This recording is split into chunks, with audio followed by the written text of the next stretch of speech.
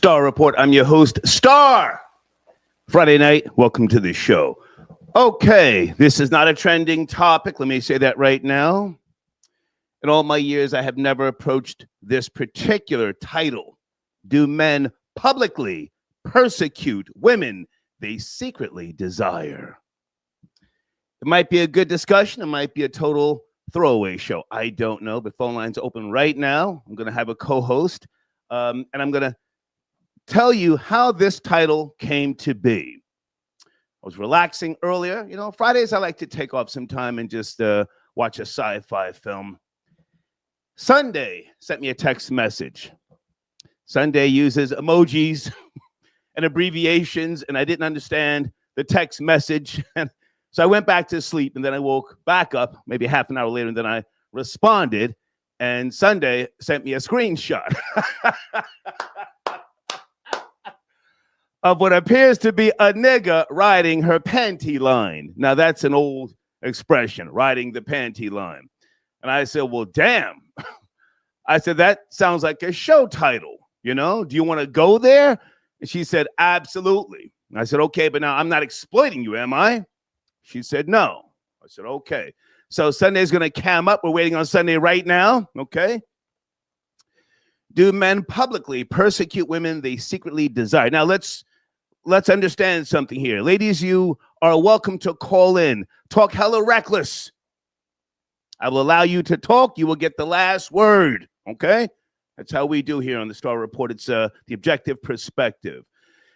And also, do men hate women that they desire? Now, hate is a very, very strong word, so maybe we won't necessarily say hate, but why does it appear that they publicly persecute women that they I'm going to say desire.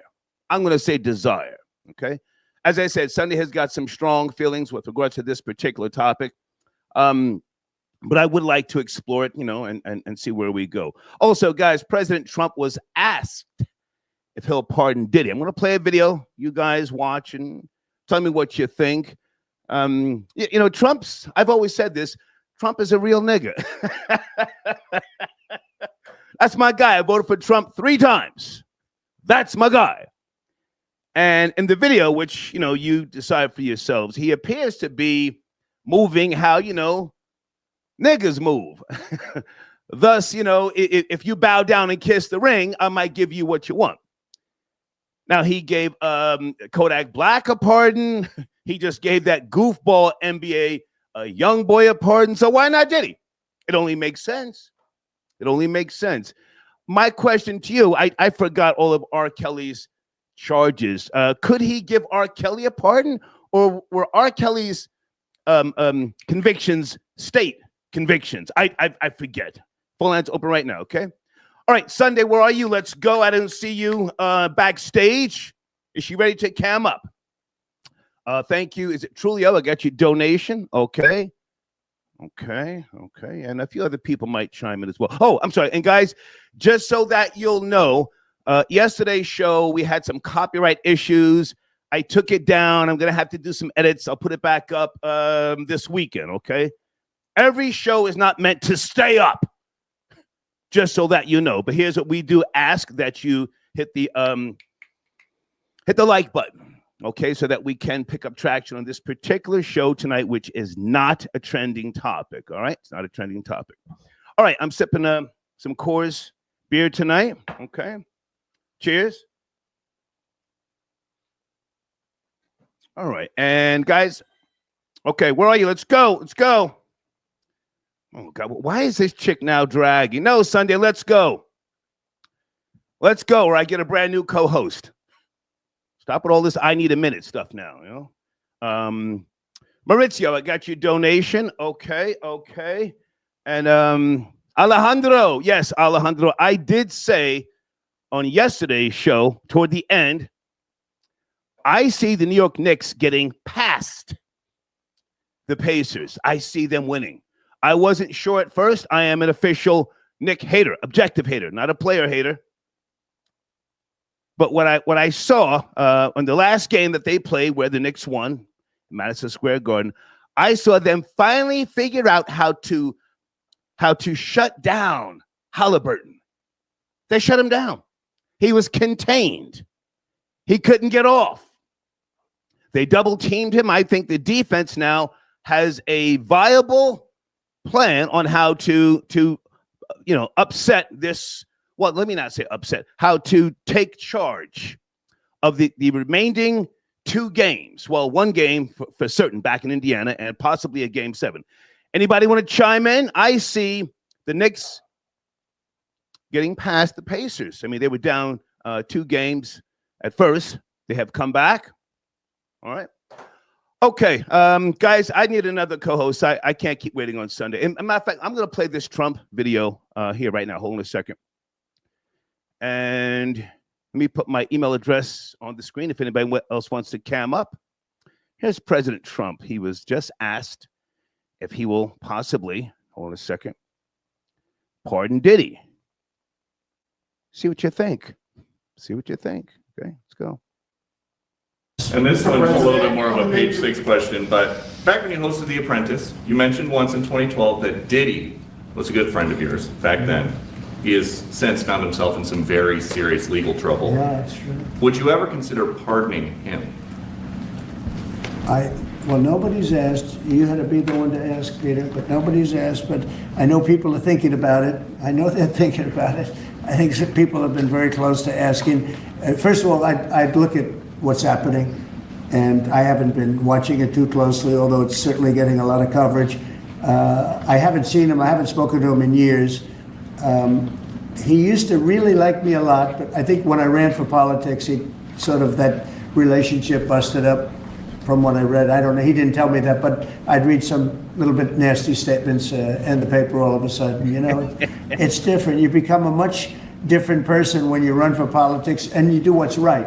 I could do other things, and I'm sure he'd like me, and I'm sure other people would like me, but it wouldn't be as good for our country. As we said, our country's doing really well because of what we're doing. So it's not a popularity contest. So I don't know. I would certainly look at the facts. If I think somebody was mistreated, whether they like me or don't like me, it wouldn't have any impact on me. Mr. President. Sounds like boss talk. Sounds like boss talk. What say you? A couple of you sent me that link earlier. Thank you so much. Sounds like there's a chance that he would, pardon Diddy. Thank you for your donation. Is it J2000? Okay. No, sir. I'm not on any bandwagon, sir. I am an official New York hater. With all due respect, you guys are more so bandwagon people now because you don't really understand why I even hate on the Knicks. They haven't won since the Superfly was in the movie theaters. I think that's a travesty within itself. The number one market, as I've already laid out, in endorsements and sponsors and so on and so forth, they should have had 5 championships by now. It's mismanagement. It's a whole lot of stuff. But yeah, I'm saying they will get past the Pacers. I don't know what they can do with OKC. I have no knowledge about that. But thank you for your donation just the same. Skylar Saunders, I got your text message, sir. Do you want to call in? Mr. Skylar Saunders, Friday night, sir. How are you?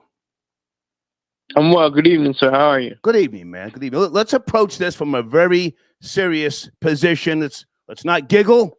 Yes. Let's not make it a funny thing. Yes. The title is Not Trending. Do men publicly persecute women they secretly desire? Skylar. The answer is yes. And they do it because they're thinking that they can, they're not even thinking, they're feeling that they can approach a woman, tear her down, and maybe that'll get them to like her. It's a weird situation, but that's what I think is in the mentality of most males, let's say, instead of men. Males have this mentality to do that to women. That's just my idea. I could be wrong. You can correct me if I am wrong. Well, I can't correct you. No. I want you to say what you think and feel. I can't correct you. Okay. Who am I? I'm sitting here drinking a goddamn Well, there we go. I want to giggle. Yeah, please. No giggling. Yeah. Okay, but hang on a second. You said what did you say? Approach them what? I missed that part. Say that again. They approach them and they persecute them or harass them. Males do feeling that they In hopes of getting them. champion You said something in the about hopes of yes, mm-hmm, in hopes of. yes, in hopes of getting them into a romantic relationship. Okay, now I disagree, but it's just my opinion. Okay. I think that they know deep within a large majority of males that they cannot even get certain women. They're out of reach. They're out of reach. Thus, the reason why they tear them down. I mean, we've got a growing amount of incels now in America, not just Caucasian, and they know that they have no hopes in getting, whether it be a sexual encounter. I mean, if they want to purchase, the punani, the snatch, whatever they call it now, okay, you can do that. But in terms of any type of personal relationship, I think that they already know it's not obtainable. In my opinion. Good. You were saying? Yeah. Come on. This is another show where we disagree, but that's okay. It's fine. Nothing wrong with that. It's fine. Yeah. So I think that, males just want to be males. And like I said, I want to emphasize the word males. They want to show that they have some kind of dominance over women, but they don't have it. It's kind of like a hollow missile. It looks like it could be deadly, but it's really, there's nothing to it. There's nothing vicious about it, nothing serious about it. Those are males.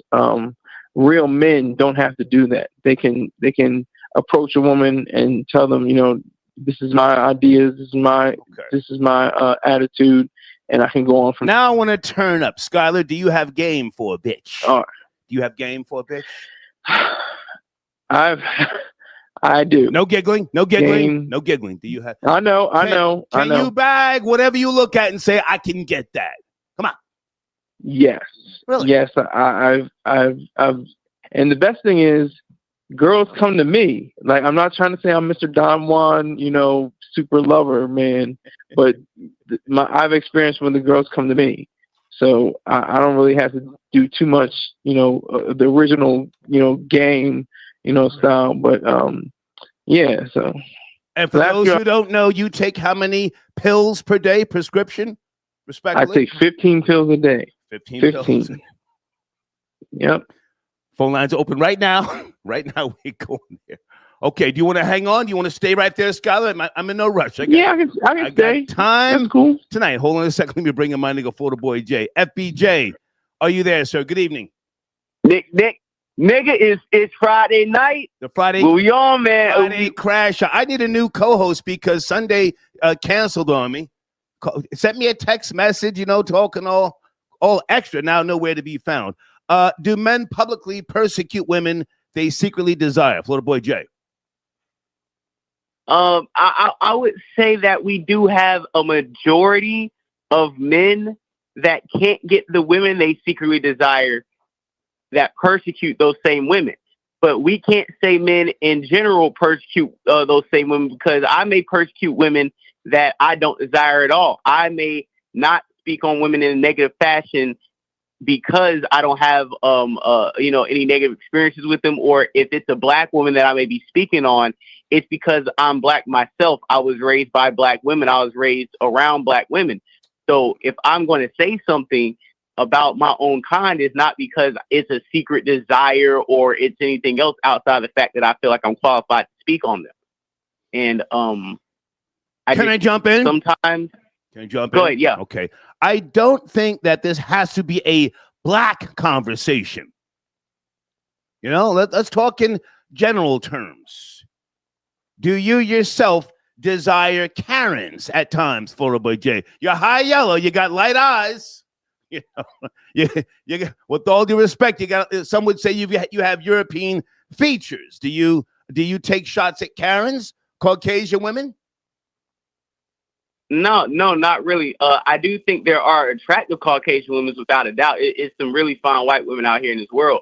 But I'm not taking my time out to DM any white women or hit up white girls on the internet trying to go out, or if we're at a bar or club, I'm not pursuing white women like that. Now, if one makes the opportunity, if one, makes herself available, makes it be known, of course I don't discriminate, but I'm not sitting here yearning and lusting for some white snatch and becoming a milkman. That's not my bag. Okay, stay with me a second. Ash L, I got your donation.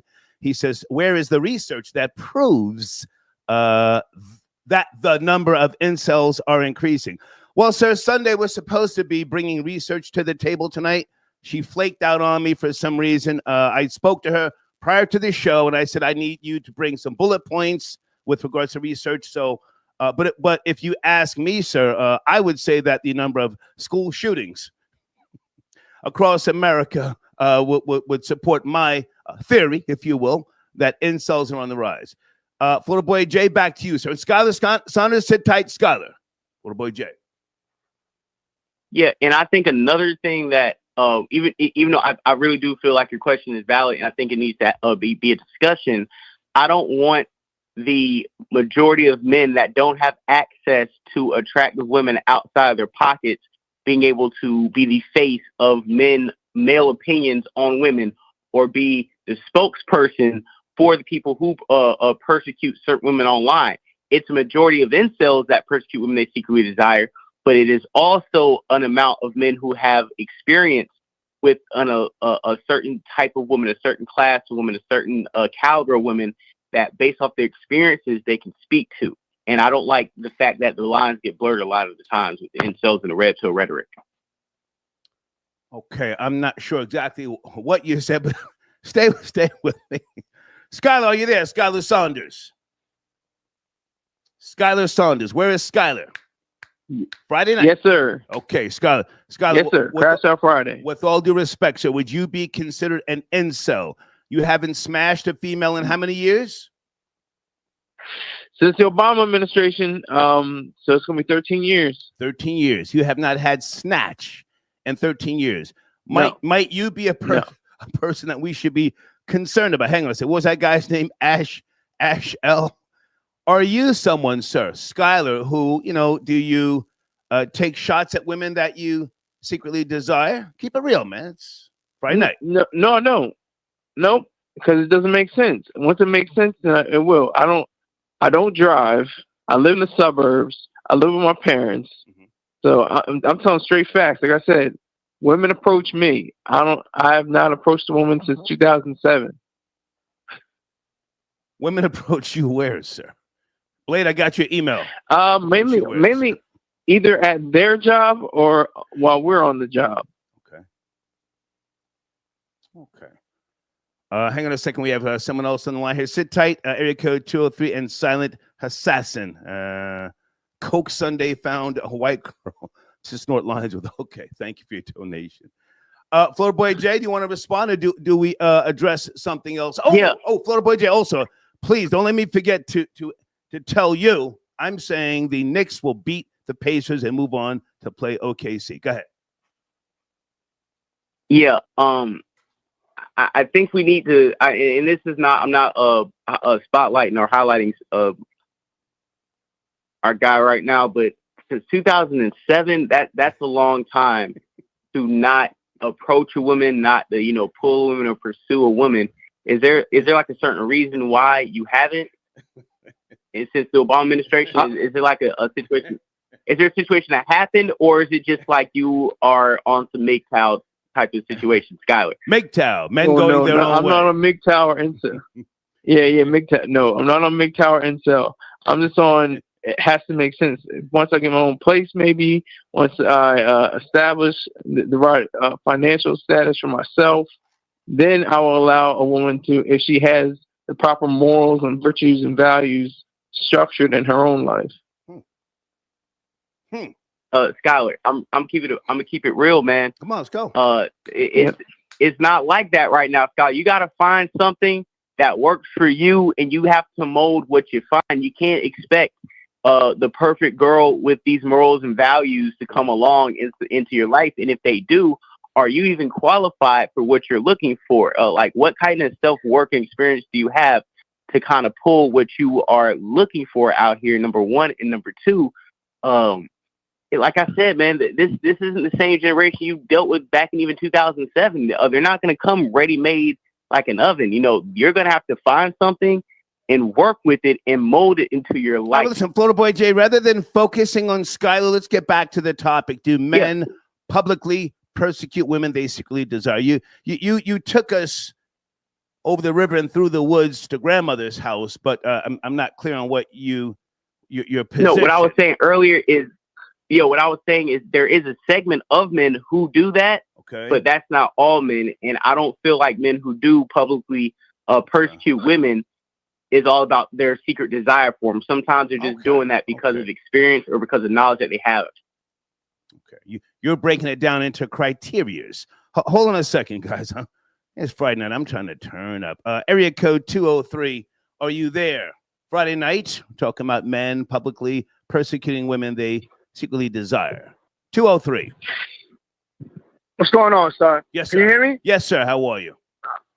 I'm doing great. How are you? I'm alive, sir. Niggas are dying. All right. Where do you want to go? All right. Yeah, please. Come on. Stop the laughing, please. Yeah. It's too early. So I think that, men, of course they hate.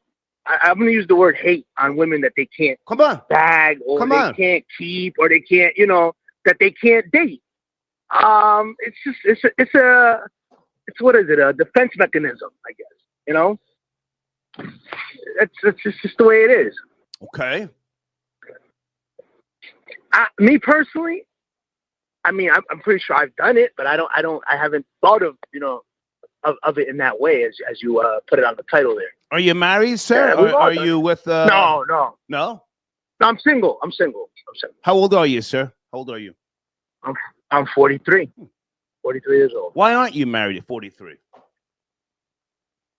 Man, I suck, bro. I'm no good at relationships. I'm not. I'm too stubborn. I like to do things my way. I just can't go by someone telling me, we got to go here, we got to go there. I just can't. I could probably do it once. I can try it. It's just not in me. It's not natural, so I just can't do it. I can appreciate the honesty. Let me ask you another question. Do you think that most or all women are whores, deceitful, deceptive? Whores. Yeah.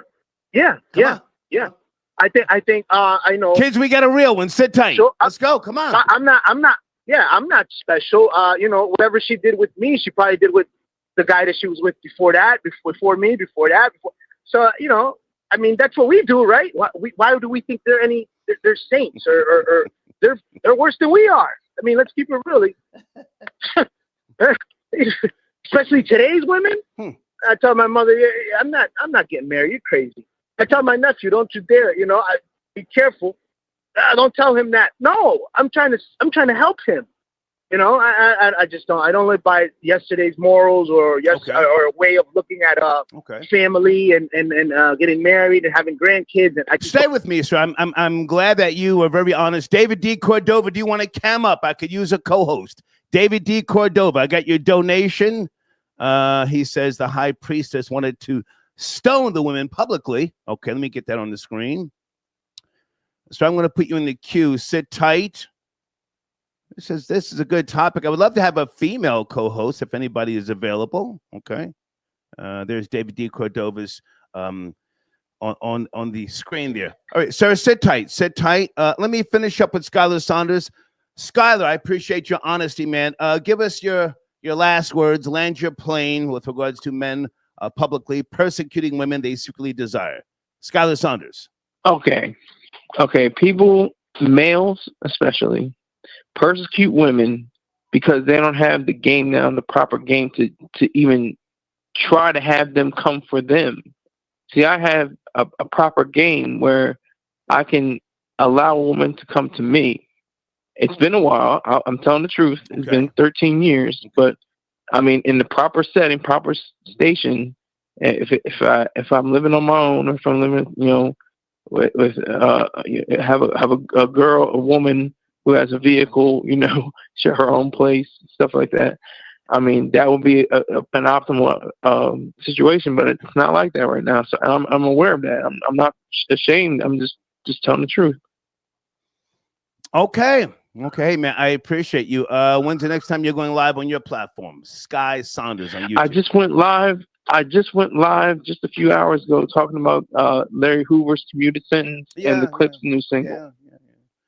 He's almost 80. Yeah. Nobody gives a shit. But hey, I'm gonna. Nobody. Yeah, I was gonna say he's 74, 75 years old. Fuck about that old nigga. Send me a link, man. I'll post that in the community section tomorrow, man. I appreciate you. Okay. Yes, sir.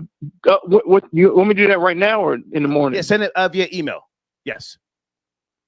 No. What time? No. Skylar, I'm drinking right now. It doesn't matter. Just send it, man. Thank you. Just send it over. Okay. All right. Florida Boy Jay, back to you. Are you there, sir? The topic is not trending, folks. I'm sorry, go ahead. Oh, no. Go ahead. My bad. The topic is not trending. It's a title that Sunday, again, who chickened out on me. And I'm not going to mention the person. Someone keeps taking her pictures and reposting them. And it's almost at a point now where she thinks it's obsession. And I'm like, I don't know. Maybe the person likes you, but I didn't say in a desirable way. She's saying that. But let's not even go down that path. Your thoughts, Florida Boy Jay, on publicly persecuting women? Back to you. Yeah, like I said, man, and my main point is this. It is a lot of men who do sit up here and persecute women that they secretly desire. It's a bunch of unqualified dudes with platforms that like to talk about OnlyFans chicks that like to talk about, and you're right. Most of these women are whores. They are promiscuous. They lie on men. I didn't say they were whores. I asked another caller if he thought they were whores. I didn't say okay, that. But I agree with the caller. I agree that most are. Okay. Well, I agree that. Let me bring that guy. Yeah. I Sir, you're back on the line. What do we call you? Do you not want to say your name? Area code 203. Just Chris. You can call me Chris. Okay. All right. There he is. Photo Boy Jay. Chris says, did you say all women are whores, Chris, or most? I forget. All of them. Yeah, all of them. I'm not gonna. Yeah, all of them. Yeah, all of them. Chris standing on business. Photo Boy Jay. There he is. Chris. Yeah. I agree with them that all women are whores. And if you don't think the one that you're dealing with isn't, then you're just not the right nigga. And I believe that it always takes the right guy to bring this out of them. But the only thing that I do just call her on is just because all of them are whores doesn't mean that, we maybe not should get married or we should, procreate with them. It is what it is. You know what I'm saying? We just shouldn't be victims of their whoreness. We should know how to harness it and use it to our advantage. Okay. Yeah, but I look at it differently today because you gotta know who you're gonna bring a child into this world with. See, I messed around and got with a female, and she made my life a living hell just because I wanted to be a father, a good father. You know why? Because she didn't have a good father. So what the hell would she know about a good father? So my job, Chris, with all due respect, I tell my Chris, with all due respect, did you have a child with a whore? Yeah. Okay. Yeah. I have to say alleged whore. I don't know her, and I don't want to. Oh no, she's a whore. I told her. Well, I don't know that to be true, sir. Okay. All right. Okay. Yeah. But you love your child. You love your child. Go ahead. Oh yeah, I love my daughter. But I tell my daughter this: it's very tough for me because see, I don't like a woman to tell me nothing to do. So I'm raising a woman. I'm probably raising the devil because I'm telling her not to take no crap from guys. Whoa. You get what I'm saying? I'm teaching her all the game, everything. Okay. So, and she likes boys. She's, I tell you got to tell me, you like boys, girls? I don't care. I'm not going to judge you on that. I'm going to love you either way. But right. I just got to know what so I got to, help you out how to maneuver in this world and give her advice. And that's it, all right. But, yeah. Right. And she knows, I don't. No, go ahead. That's it. No. I appreciate your honesty. Do you care about Trump possibly giving Diddy a pardon, Chris, or no? That's. Hey, listen. Like he's a businessman. If it fits, why not? Yeah. If he has that power and he chooses to, go ahead. Use your power, however you want to use it. Okay. I'm a Trump. I can't vote, but I am a Trump supporter. So. Okay. And like I said, if Diddy didn't touch kids, easy. We don't know that. Okay, Chris, great to talk to you. Thank you, man. Thank you. Let's not talk about kids. Sheesh. Yeah. We can talk hella crazy tonight, but let's not go in that direction. Is this who I think it is? Is that Boris tapping in? Area code 440. Friday night. Здравствуйте, старик. How are you? Boris, how are you, man? What's cracking? What's poppin'? I can chime in on many of many of your topics, subtopics. Before I touch on the main topic, I would like to say this, Star. I do not think that you're crazy with your whole prediction tomorrow. About the Knicks? I do not think you're. I will explain to you why, Star. Please. Yeah. The teams that overcame a 3-1 deficit made it happen on 13 different occasions in the NBA. The first time being 1968. Right. Okay? On average, this occurrence happens once every 5 years. The last time this happened was in 2020. 2020 was 5 years ago. The Knicks could very much do it. If they will do it, it's a different question. However, it is very possible. Okay. And history shows that the timing is now. They are in a very opportune time. Okay. They can pull it off. Okay. I do not like their chances versus OKC because, unlike the Pacers, both of them can get smoked by OKC. Pacers lost by an average margin of 13 points. Knicks lost by an average margin of 17 points. But that's neither here nor there. We're talking about overcoming 3-1 deficit. Tomorrow, the Pacers will be facing immense pressure. They must win or they will implode Game 7 in MSG. This is my opinion. Okay. Let me say this, and Florida Boy Jay, you can chime in as well. I have not watched basketball prior to the playoffs, first and foremost. I'm just going off of memory and what I have seen and come to understand by way of professional basketball. This guy, Halliburton. What's his first name, Florida Boy J? Number 0 on the... Tyrese. What's that? Tyrese Halliburton. Tyree Halliburton. Yeah, Tyrese Halliburton. What is it? Is it Tyree or Tyrese? Tyrese. Okay, you guys are saying two different things. I'm just going to go with Halliburton. Maybe one of you can Google it. This guy, No, he was contained by the Knicks defense. That proved to me he's not Reggie Miller, and he's not one of these guys that you have to outscore. He was contained. I don't even remember what his numbers were. I think you broke it down, Boris, last time you called in. That said to me, wow, they figured out how to contain him. And he couldn't get his shots off. And that's how the Knicks were able to not only beat the goddamn Pacers, but dominate them. So I could be wrong, but I think that they will. The next game that they play is in Indiana. Yes, Boris? correct. They're going to double team, triple team the shit out of Halliburton. And that's going to be a problem. And I think they will strong arm the goddamn Pacers and get past them. I'm going to Google the guy's name just to be sure. Florida Boy Jay, jump in there. Yeah, I gotta disagree. I mean, Tyrese Halliburton literally put up a stat line nobody had in NBA history the game before with 32 points, 12 rebounds, 15 assists, 0 turnovers. Magic Johnson never did that. LeBron James never did that. Oscar Robinson has never done that in the playoffs. Okay. So Halliburton, I feel like, is a scorer. He's an elite a shooter, and his stat line reflects more of the missed shots that his team was not hitting last night on the game, and the fact that the Knicks were hustling.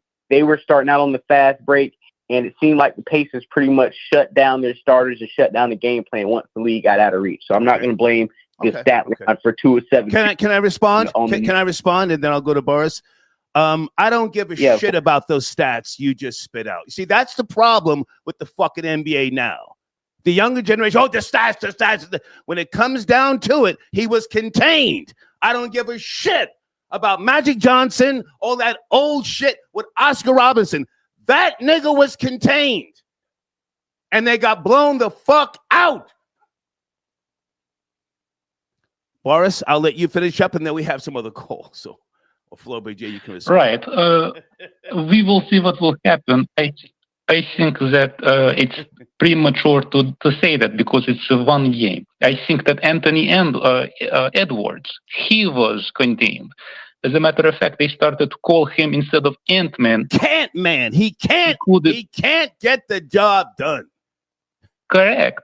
That this nigga is not the new Jordan. Pardon me, guys. I'm a little turned up. So, go ahead, you were saying? Right. Now, in regards to do men or males publicly persecute women that they secretly desire, I think that it depends on the person. And it all starts in childhood. Okay. Because many people, many males have unhealthy attachment styles.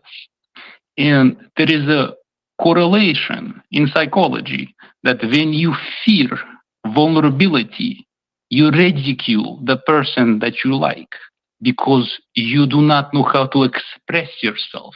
You fear abandonment. And this is the reason why many kids in kindergarten, even though they like the little girl in their class, they will tease her because they haven't fostered a healthy way of connection. And if you do not foster a healthy way of connection, it translates in your adolescent years to not have games. And when you do not have games, you see the jock who is pulling many chicks. And this is when you become Columbine. But Boris, I hate to cut you short. You know, all of that sounds hot. I'm saying the title says men. Fuck all that male men shit. Men. It's very direct, that goddamn title. Why do men publicly persecute women they secretly desire? Now, hate is something different. I don't want to go down the path of Ted Bundy, who was killing bitches. But, persecute, clown them, ridicule them, troll them. I want to keep it light. Trolling, obsession. Can you land your plane on that? Well, like I said, I think that some people do not know how to, they do not want to get rejected. And what's the best thing to do? It is to make light of the situation. Okay. You do not want to be turned down. You do not want to be shut down. Okay. If I come to you and I say, hey, I like you, can I take you out on a date? I do not want the door to be slammed shut on my face. Okay. Boris, great to talk to you, man. Okay, have a good night. Yes, sir. Thank you. Florida Boy Jay, stay there with me. I want you to land your plane, FBJ. Never mind old nigga star, FBJ. If you see it one way, the stats and all that fly shit, talk your talk. I'm saying that nigga was contained, and the Knicks will contain him again. Or do you want to finish up on the main topic, Florida Boy Jay? Yeah, number one, back on the Knicks and Pacers. Yeah. Star, I think you gotta stay on the side of Indiana, man. You gotta stay on the Haliban, bro. You a high yellow, no, sir, biracial. No, sir. Friends to none of these niggas. I'm nobody's fan. I flip flop. No. All right, Star. I'm saying when the Haliban drop bombs on the Knicks like 9/11 again, you gonna pop up with a Pacer hat. I ain't gonna say nothing, man. I'm going with Pacers. I might. Yeah. I'm going with Pacers and 6. I'm a part of the Haliban. When I seen that light-skinned nigga pull up in the garden and drop that bucket sit in the OT, I said, "Oh, this a hater." I'm locked in on the Haliban. I'm a hater like that nigga. I say Pacers and 6, number one. And to talk about the Trump saying that will he pardon Diddy, I believe that the greatest thing that was going to happen to Diddy was Trump getting back in the White House, because if Biden or Kamala or any one of these pansy Democrats in office, Diddy would be under the jail already. I think that I feel like Trump is Diddy's only savior, and Diddy knew, not Diddy, but Trump knew this was a long time coming, because when the question was asked. Hold on a second, Photo Boy Jay. I'm sipping a goddamn beer. David D. Cordova, you're on the screen. I have a theory. This is a little crazy. Do you think that David, you got to fix the echo. You got to fix the echo. Okay. Do you think that Trump sicked the dogs on Diddy to then only give him a pardon to secure, I don't know, the black diaspora? That sound crazy? I will. It doesn't sound crazy at all. The only thing I would add to it is I don't think he sicked the dogs on Diddy. I believe he allowed the dogs to catch Diddy, knowing he was going in the White House, like you said, to let him go through the public embarrassment, only to be the right hand Diddy reaches out for to save him and lock in the black vote in the black hip hop community. Right. This could be a long game coming. He could have sicked the dogs on him on the way out, and now the chickens are coming home to roost 4 years later. Okay. And Sam, check your email. Yes, Sam, do you want to cam up or call in? He says he wants to. But Florida Boy J, you may want to either call back or stay on the line. Sam wants to chime in on the Pacers. What do you want to do? I don't want to just cut you off. Yeah, I'll post it for a little bit longer. I'm chilling right now. Let me put you on hold. Sam, check your email. David D. Cordova, how are you, man? Good to see you. Good to see you. Very good, Star. Okay, let me get your information on the screen. Do men publicly persecute women they secretly desire? Men.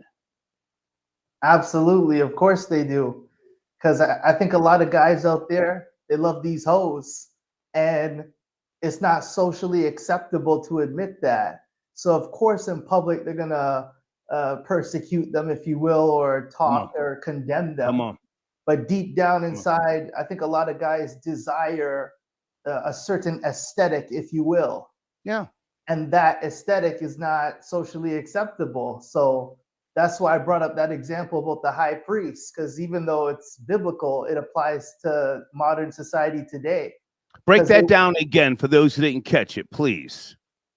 Yeah, because, well, if the story in the Bible, all the priests, the religious men, they wanted to take stones and stone the woman that was caught in the act of infidelity. Yeah. They were trying to kill her publicly for everyone to see. But if you really read that story, Jesus bowed down in the sand and he started writing something. But the Bible doesn't say what he was writing. But he said, he who is without sin cast the first stone. What he was really meaning to say is, which one of you that didn't sleep with her, throw the stone at her? Because all those priests were sleeping with the prostitute. And that's the real deal of the story. So can you bring it more up to modern times, David? Persecuting women on the internet, stalking, abnormal behavior. Never mind all that trying to go out on a date shit. A lot of guys today don't want to go on dates. They don't want to hook up. They just want to get some type of quick fixation, if you will. You know, to sit there, look at the goddamn the screen, jack off, and watch a bitch go through it. And that's gratification enough. Yes, no? 100%. There's a lot of, I call it like frustration. I think a lot of males are frustrated, and it manifests in persecution or talking bad against females. You want to call it misogynistic attitudes or just speaking down on women, but that all stems from frustration, because the majority of males, gender relations has a lot to do with categories. Hang on a second. Sure. Agent KK says gross. Yeah, yes, Agent KK. A lot of these little niggas today are gross. A Boogie says star a creep. Been a creep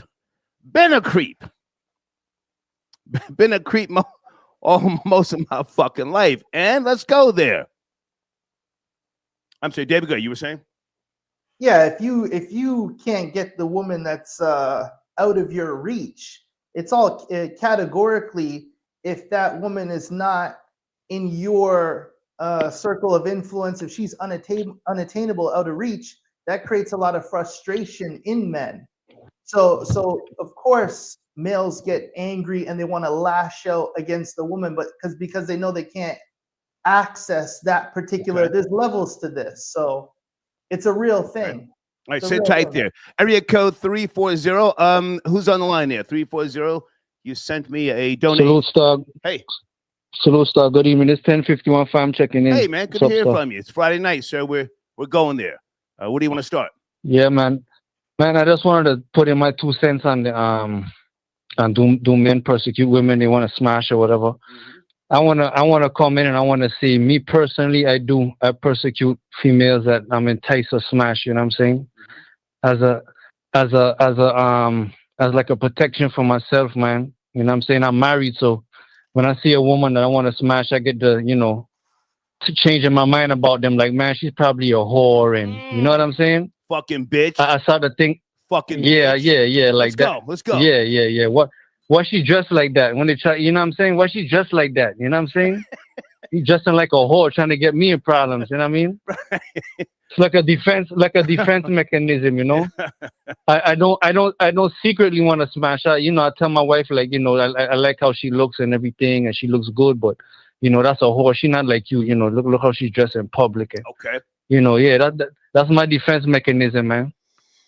Okay, so now let's focus on today's generation. They're different. They're not out here trying to do meetups, meet and greets, and shit like that. It's all on the mobile app, the fucking not even the laptops. Right. It's what is it, the tablets. And it just shit like that, man. So women literally, and I've been saying this for years. There's no such thing as porn stars anymore. It's just porn trash everywhere. There's whores all over, man. Whores all over. You fixate on one whore or bitch or slut. You jerk off till you get enough of her, then you move on to the next bitch. Yes or no? I guess so, man. That's where we're going right now. Let's go. And I just like to add, right? The you were talking about the meetups and all that, man. Let me tell you, right? Fuck out of here. I heard you asking a. Fuck out of here. I'm telling you, I heard you asking a caller before, right? If he got game, you know what I'm saying? Can he grab any female he see that he wants? Can he grab her? That's Skylar. Right now, what I'm noticing, right? Salute to Skylar. What I noticed, right? Great guy. The age of the game is almost out of here too, man. Because check it out. Yeah. I'm seeing a lot of the goofies. I'm seeing a lot of the dudes that's that you might call it incel or whatever. If they got some money in their pocket, it's straight to the business. They're the one that's smashing these girls that we look at like, ooh, they look good. These guys, these weirdo dudes that got money in their pocket, they're getting straight to the business. Those girls don't even want their hair game no more, Star. Yeah. That's my observation. And the guys don't even want to meet up with you, bitch. I want to see you on OnlyFans. I want to skeet on the fucking the screen here, and then I'm done with you. Go ahead, finish up. It's gotta be because they getting paid, so that's what's going on right now. You know what I'm saying? Yeah. A lot of those same guys on the podcast that's talking them down, they're probably the same ones. You know what I'm saying? In the dark, getting busy. Yeah, we need to address if we're gonna keep it real, we need to keep some of these bum ass niggas. What are these guys, David, that go from country to country? What are they called again? Passport bros. Passport bros. Yeah. Hey, we got a lot of bum ass niggas, man. Passport. Yeah, Simps with wings. You need to go. Simps with wings. You need to go overseas, my nigga, because you can't really bag a bitch anyway. Right. Stay there, 105 fam. Little boy Jay, you want to jump in there? Yeah, just like you said, man, it's a lot of these passport bros who can't get certain women over here, so they go over there, and I think that's sort of a problem. Like I said, a lot of the times when we're having these conversations, I keep wanting to emphasize it is certain men who do get these women, but because you get them, you do persecute them, you do treat them a certain type of way, because maybe you don't agree, or maybe you are internally ashamed of what you do. Like maybe you are attracted to whores, or maybe the whore is not agreeable. Bitch, I'm the prize. Right. Hold on a second, guys. I'm on one. Is it Trulio? He says, star with it now. Yeah, OnlyFans changed the game. Only fans. I'm not putting one bitch up on a pedestal, bitch. I'm not buying you a Birkin bag. I got seven fine ass whores bookmarked. I'm sorry, go ahead, boy, Jake. Yeah, FBJ, let's go. but Let's go. and I believe that most men persecute the women that they're with and the women that they love. A lot of men are ashamed of the women that they're in love with. They're ashamed of what they're in love with. They're ashamed of what they're attracted to, and they're ashamed of what they attract. Right. Most men persecute the lady that's laying right next to them. That's why they're getting divorced. The kids hate them, and the dog pisses in the bed before the wife takes the dog, because a lot of our men, we drive the women who love us out of our lives because we are ashamed of who we are in love with and what we are in love about them. Can I answer that, FBJ? Yeah. I don't agree with nothing. He just said love. What the fuck? On the flip side of that, right? On the flip side of that, FBJ, persecuting your woman could keep her in line too, man. Persecuting your woman could keep her in check. Yeah. You know what I'm saying? Yeah. You keep giving her this standard. You keep raising this standard over her head that she could never reach, but you keep her trying to fight and reach that standard. You have her right where you want her. So it doesn't always break up family. Sometimes that keeps the family together. You keep that standard on her, man. Like, listen, you know what I'm saying? Yeah. You make me feel like you're a scallywag. You know, you disgust me. And, you know, she wants to know what she did wrong. She gets to investigating herself and trying to act better and do better. And you have her right where you want her. You know what I mean? You reward her from time to time. And you basically get what you want out of the situation. You know what I mean? Hey, man, 105 fam, good to hear from you, man. Anything else you want to tap in on Trump? Do you give a hell? Give a fuck about Trump or no? And did he? No, I just man, salute to Trump, man. He got these blueprints that they just work, man. Yeah. As old as he is, his blueprint's been working for decades. So he's a real nigga. He's a real nigga, man. Good to hear from you, man. Thank you. Real nigga. Salute. Okay. For sure. All right, Florida Boy J. I don't know what happened to Sam. I guess he's moving slow tonight. But go ahead and land your plane, FBJ, because I want to spend a little time here with David D. Cordova. Pulse. Yeah, man. I think, like I said, just to touch back on the Trump and Diddy topic, I think this question was a long time coming. I think a lot of us felt like the presidential race was going to fall into basically what was going to happen with Diddy, regardless of his trial, regardless of his sentence, regardless if he's convicted or not. I just think Trump is going to, in the long term, if Diddy gets convicted, Trump is going to get him out before. Hold on a second. Fuck all that Trump Diddy shit. On the screen, I think we got a troll, Florida Boy J. He says, "When was the last time you had a woman wash your drawers? You ain't got a real one." Nigga, what do you mean that it was Monday? It was Monday. The same woman that I have a house key to her house. It was Monday. I forgot. Some of you niggas aren't even qualified to talk to me about women, and I don't like to come at some of you losing ass niggas, some of you choosing ass niggas, some of you niggas calling. I done smashed your girl. We all know. Yeah, unlike some of you bozos, I got 9s and 10s washing my drawers, and I'm getting sunburnt playing in the beach water with them and they homegirl. So I like to land my plane on that. Hold on. How old are you? I forget. How old are you? I forget. 32. Why aren't you smashing women like 40 years old or 45? Why haven't you gone there yet, Florida Boy J? Or do you? Nigga, why am I about to smash some old? I mean, unless you got a back, I don't want to have. If you pass the age of 45, I want you in my life, and I ain't giving you no sex, no dick, no nothing. I ain't breaking you nothing off. This is for the young tenders, for the tight, low mileage. I don't want no 48-year-old lady. I don't care if you got a mansion. I might break your back. I might do all that. But I'm not interested on dating or Troll babies. I don't think he gets it. With all due respect, I think listen. You can have yourself a 50-year-old with assets and other things. You could be driving a Wraith, shit like that. But okay, I hear you, man. Anything else? What's that? Not really. Like I said, man, just follow me on Florida Boy J on TikTok. I had over 100,000 views yesterday on TikTok. Nice. We're closing in. Actually, it's crazy. We're about to close in on 1 million views on TikTok this month. Okay. Me and J Doug are about to hop on potting. We were going to do it tonight, but I think me and J Doug gonna hop on pot tomorrow. Nice. Trevor Jackson, me and him was chopping up, so we're gonna do some collabs. Okay. So just go follow all us on YouTube. All of our channels are popping right now. And Snoop, man, we're streaming all summer. Yes, sir. Appreciate it, sir. Thank you, Photo Boy Jay. Sam, I analyze. You're on the screen. Pardon me. How you doing, Star?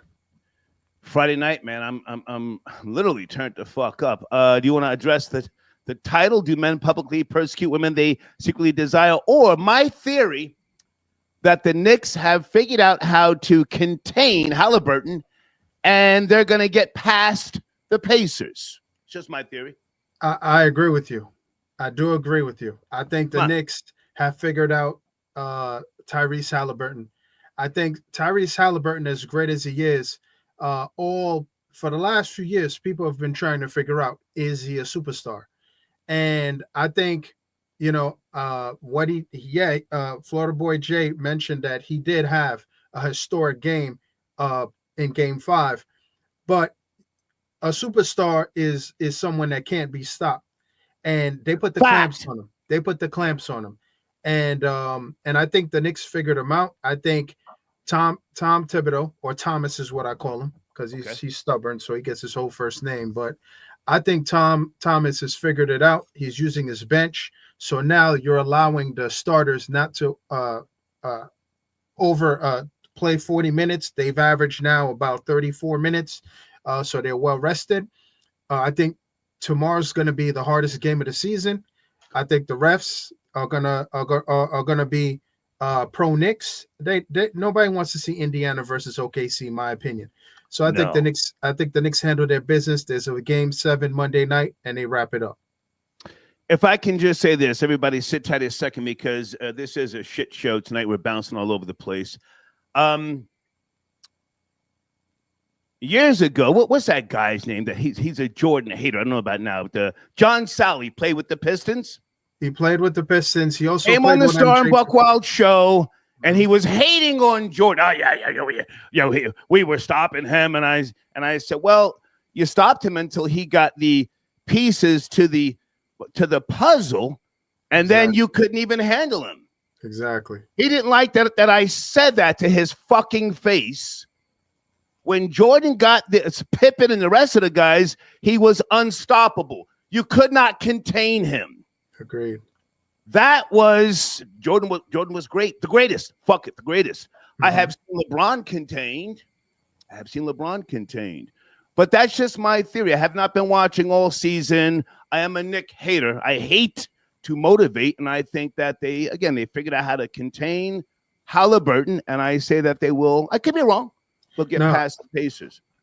When I heard you talking about it, and I wish I could have got in sooner than that, but I really think you're spot on. I think it's going to be the hardest game the Knicks have played all year tomorrow to date.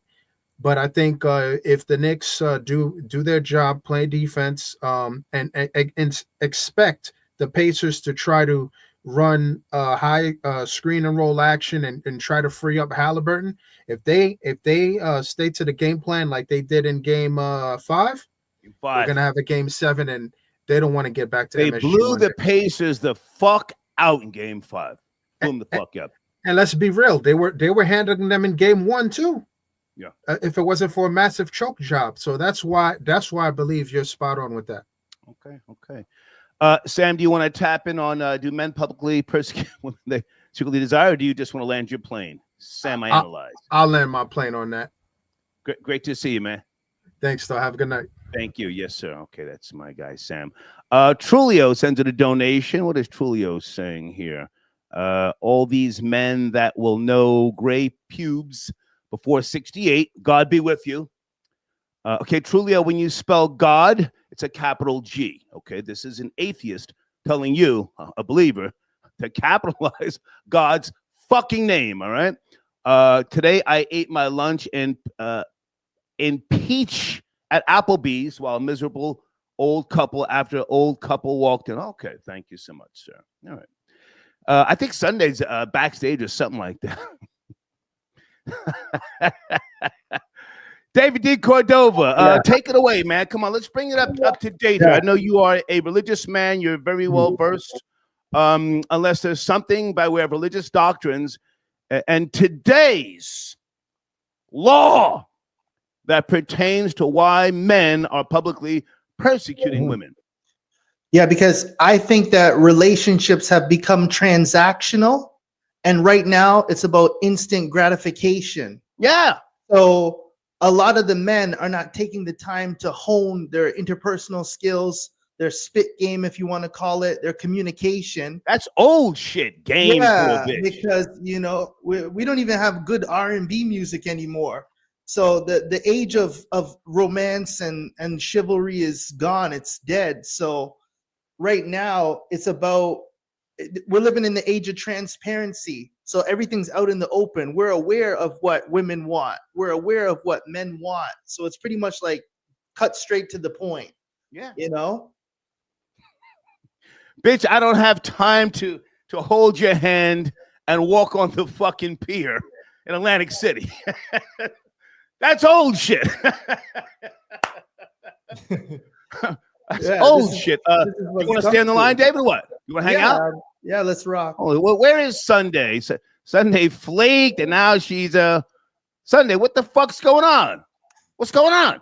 I'm sorry, I'm late. I never canceled on you. I'm just late. I apologize.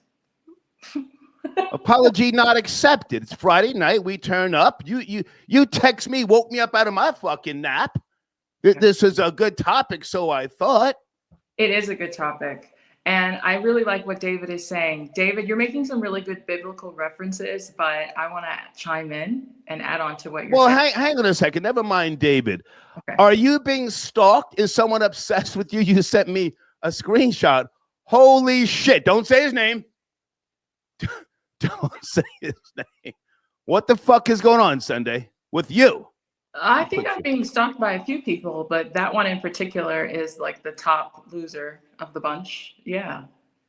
Like that's the thing. Like I think, even when Boris called and he talked about like the elementary reference, that's a real thing. But I look at this as something different.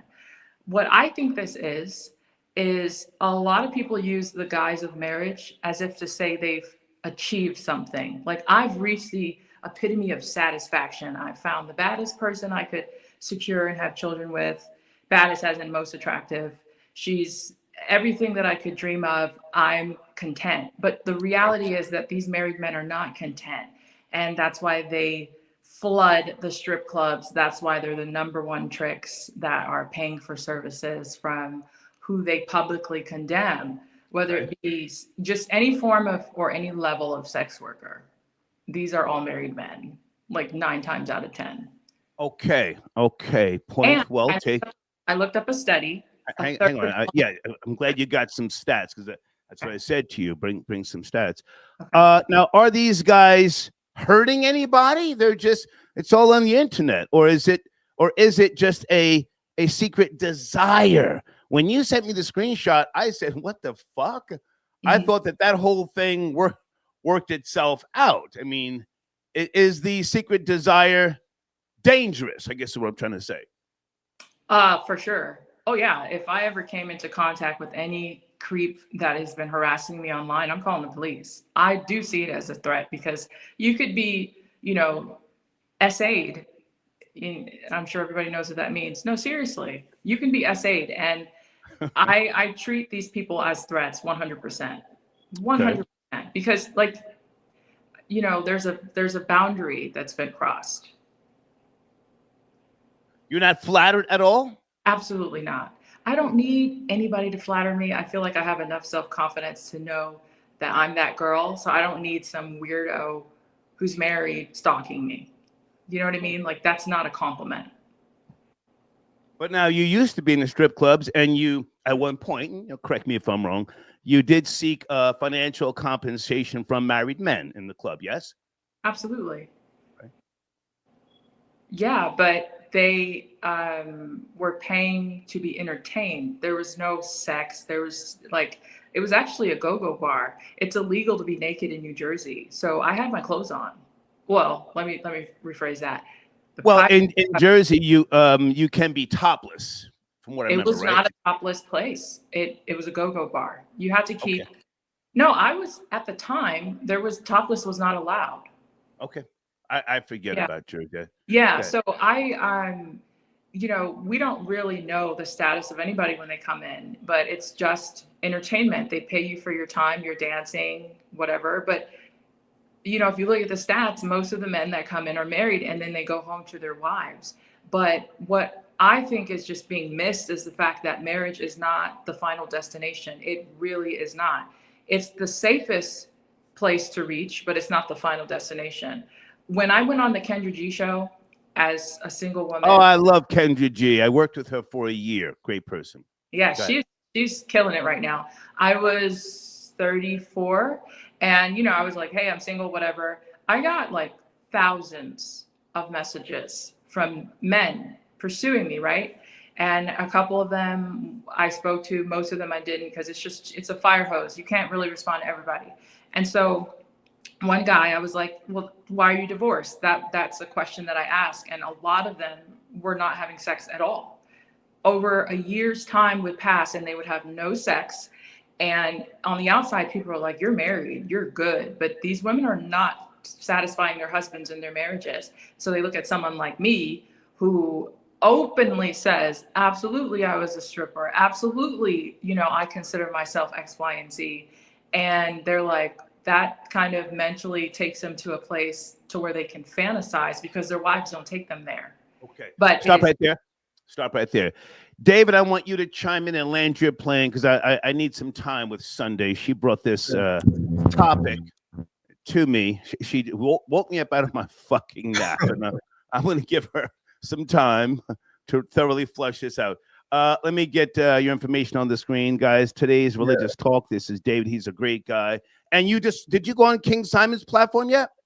Not yet, but I've been corresponding with him behind the scenes. I'm definitely great man, King Simon. Yeah, very fortunate to have made that connection here on the Star Report. So okay. Your final thoughts, sir, about men publicly persecuting women they secretly desire. In regard to the clubs and stuff, I think that's a rich man's sport. So I think that the broke guys should just stay out of that because they have no place. Because to answer when you said, who is this hurting? I think it's only hurting broke men. So because it depletes their financial resources. But the men of means who have resources, if they're seeking that form of entertainment, then I don't condemn. But I just believe that you should just respect your wallet, respect your pocketbook. That's all.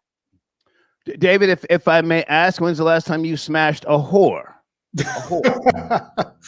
I can't. I'm a man of God, so I have no. David, come on, we're just too many informers out there right now, so I'm gonna have to pass on that question. All right, hey man, great to talk to you. Salute, David. Thank you so much. I appreciate it. Nice to meet you Sunday as well. Have a good one. Take care. Okay. David D. Cordova from Today's Religious Talk. All right. Trulio got you donation. Married men definitely flood the market. Okay. And come on, Sunday. And females are the biggest haters because all their are looking for sex workers. And that's why you got people like Olivia so angry. Whoa. Yeah. Whoa. Yeah. She lays down with community dick. And I'm pretty sure he would rather a BBL IG model. Oh shit, we're going there. A goody two-shoe girl next door, because it looks good publicly, but truly, are you satisfying them in the bedroom? That's the real question. And a lot of these women can't. And I'll say another thing. The other day, one of your regulars had made a mention to not feeling like women today know how to please their men. And I'm a pleaser, and I think that a lot of women are not. And that's why they go for hoes, because a hoe is not looking for you to give her an orgasm first or go down on her for 30 minutes. She's getting the business on you. Okay. It's not. Hang on a second. I'm going to bring this back to men publicly persecuting women they secretly desired. You got some notes and some stats. While you're getting that, let me bring this guy in. He's been on a hold for a while, or girl, whoever this is. Area code 917. Are you there? Friday night. 917? Yeah. Hello? Yes, sir. Yes, sir. Good evening. Star, what's going on? Long time no see. Haven't seen you in over about 20 years. Okay. Sir, I don't know you. Let's get to the topic. Nobody gives a shit. It's cracking. All right, my brother. Well, on the topic of men disrespecting the women, I find that some of the guys there that was talking to you didn't actually know what they was talking about. At one point, basically, women is going to do what they want to do regardless of fact. A man is going to do what he want to do regardless of fact. But you have to respect the women, because the women is the one that brought us into this world. And also, they could also take... Sir, with all due respect, I don't want to hear that shit tonight. How old are you, sir? We're not respecting nobody today. I'm 59. You're 50. Okay, all right. Sir, with all due respect, please do not call me brother. It offends me, okay? Say that one time. Don't call me brother. Now, we're talking about men. Do they publicly ridicule, persecute women that they secretly desire?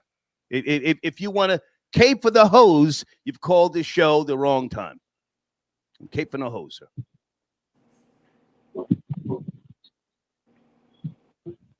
All right, you breaking up. I can't. Thank you, sir. Good night. Now I'm breaking up. No, I'm not breaking up, nigga. Sunday, to be fair,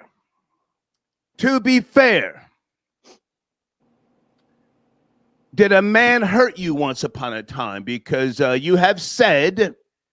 You said, did a man what? Hurt you, crush your feelings. You have said that you prefer white men and white females, right? It's not for the reason that people think. Okay, but I'm asking. Yeah. Did a black man hurt you? No. At some... It's just a question. No, because like, okay, much respect to number 9, but I don't share the same like feelings that he does sometimes. I'm not a racist. My issue with black men, and this has happened so many times that I've had to just jump ship.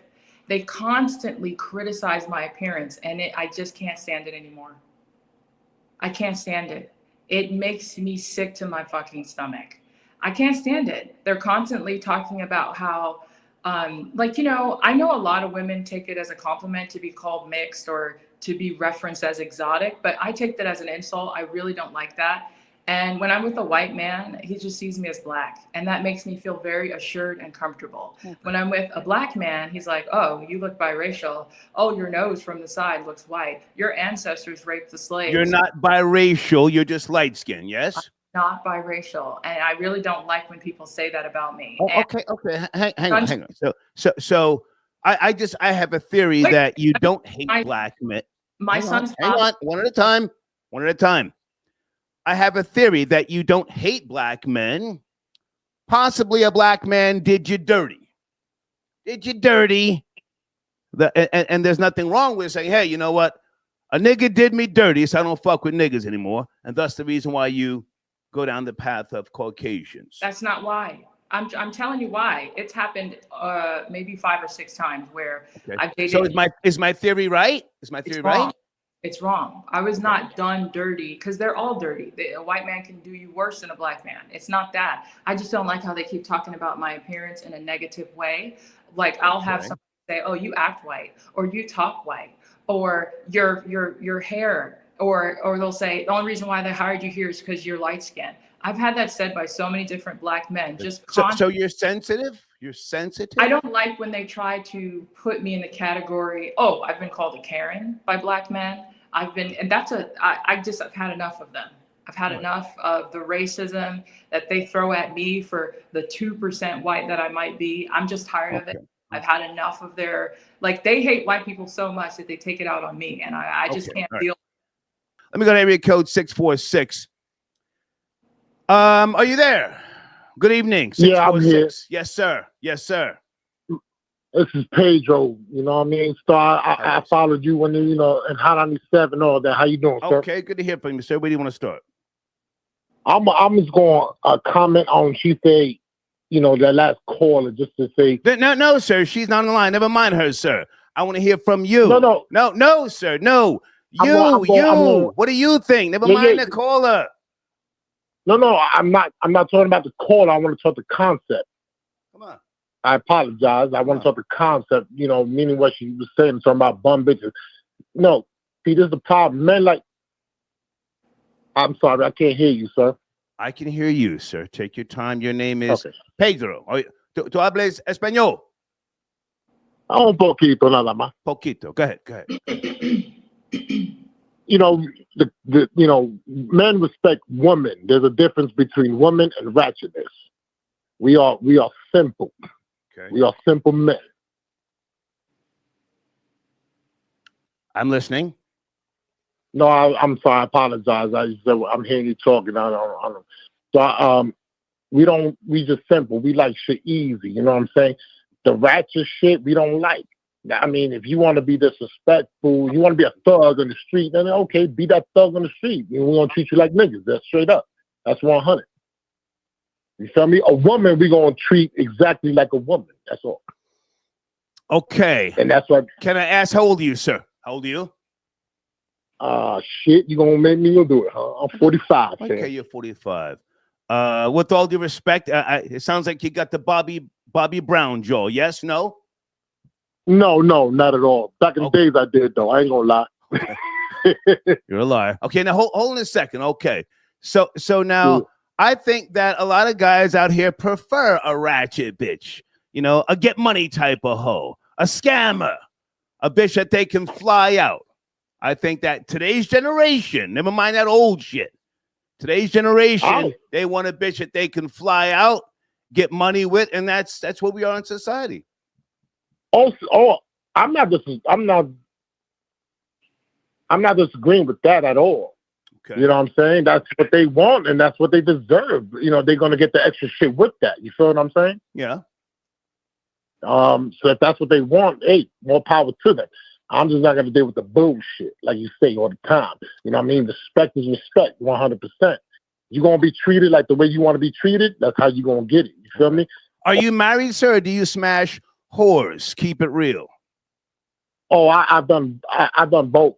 Wait, what did you say? You said I heard the horse part, but I also, I'm on a level like, I'm gonna treat you exactly the way you want to be treated. You feel what I'm saying? I don't do dudes. I didn't hear that last shit you said. You know what I mean? I'm not on a homo shit. I didn't say you on a homo shit. Sunday. No. Sunday, do you want to jump in? I'm letting the man speak. Where's Sunday? Come on. I just said I didn't hear you. My bad. I apologize. I didn't hear you. The point that I was trying to make before was I found a statistic that said 1/3 of all marriages are completely sexless, and that has everything to do with why these men are seeking outside of their unions, whether it be, prior to marriage or after. It's just they're not admitting to the fact that they're sexless, and it has a lot to do with the woman, but also the man as well. There's so many contributing factors as to why marriages are sexless. Things change after children. The sex drive goes down as you get older, and they look for a younger woman to satisfy these fantasies that they have. But hang on, Sunday. The focus of tonight's show, is do men publicly persecute women they secretly desire? I don't want to go into the whole marriage thing. We touched on. Let's not stay there, though. Do you want to respond to this man? Or do I let him land his plane? Oh, let him land his plane. Okay. Sir, you have the final word. I appreciate your patience. And what do I call you? What do I call you again? Pedro, but you call me Dro for short. Okay. And you're from the New York Tri-State, Pedro? I live in Florida, from New York, born and raised, but I live in Florida. Just keep the same number. So, people, back in the days, we used to have to remember numbers. So, Did you tell on niggas? How'd you wind up in Florida? A lot of niggas from the BX, they tell on niggas and they go down to Florida, respectfully. Oh, no, I'm from the Lower East Side. Okay. I came down opportunity, you know what I mean? Became over the road truck driver, successful and all that, you know what I mean? Salute. Yeah, God bless. I say, and I love your show. You keep 100 people. Just a lot of people don't like to listen you, to sir. what you're saying. No. I let everyone talk, man. I appreciate. No. What I mean is that they don't listen to what you're trying to.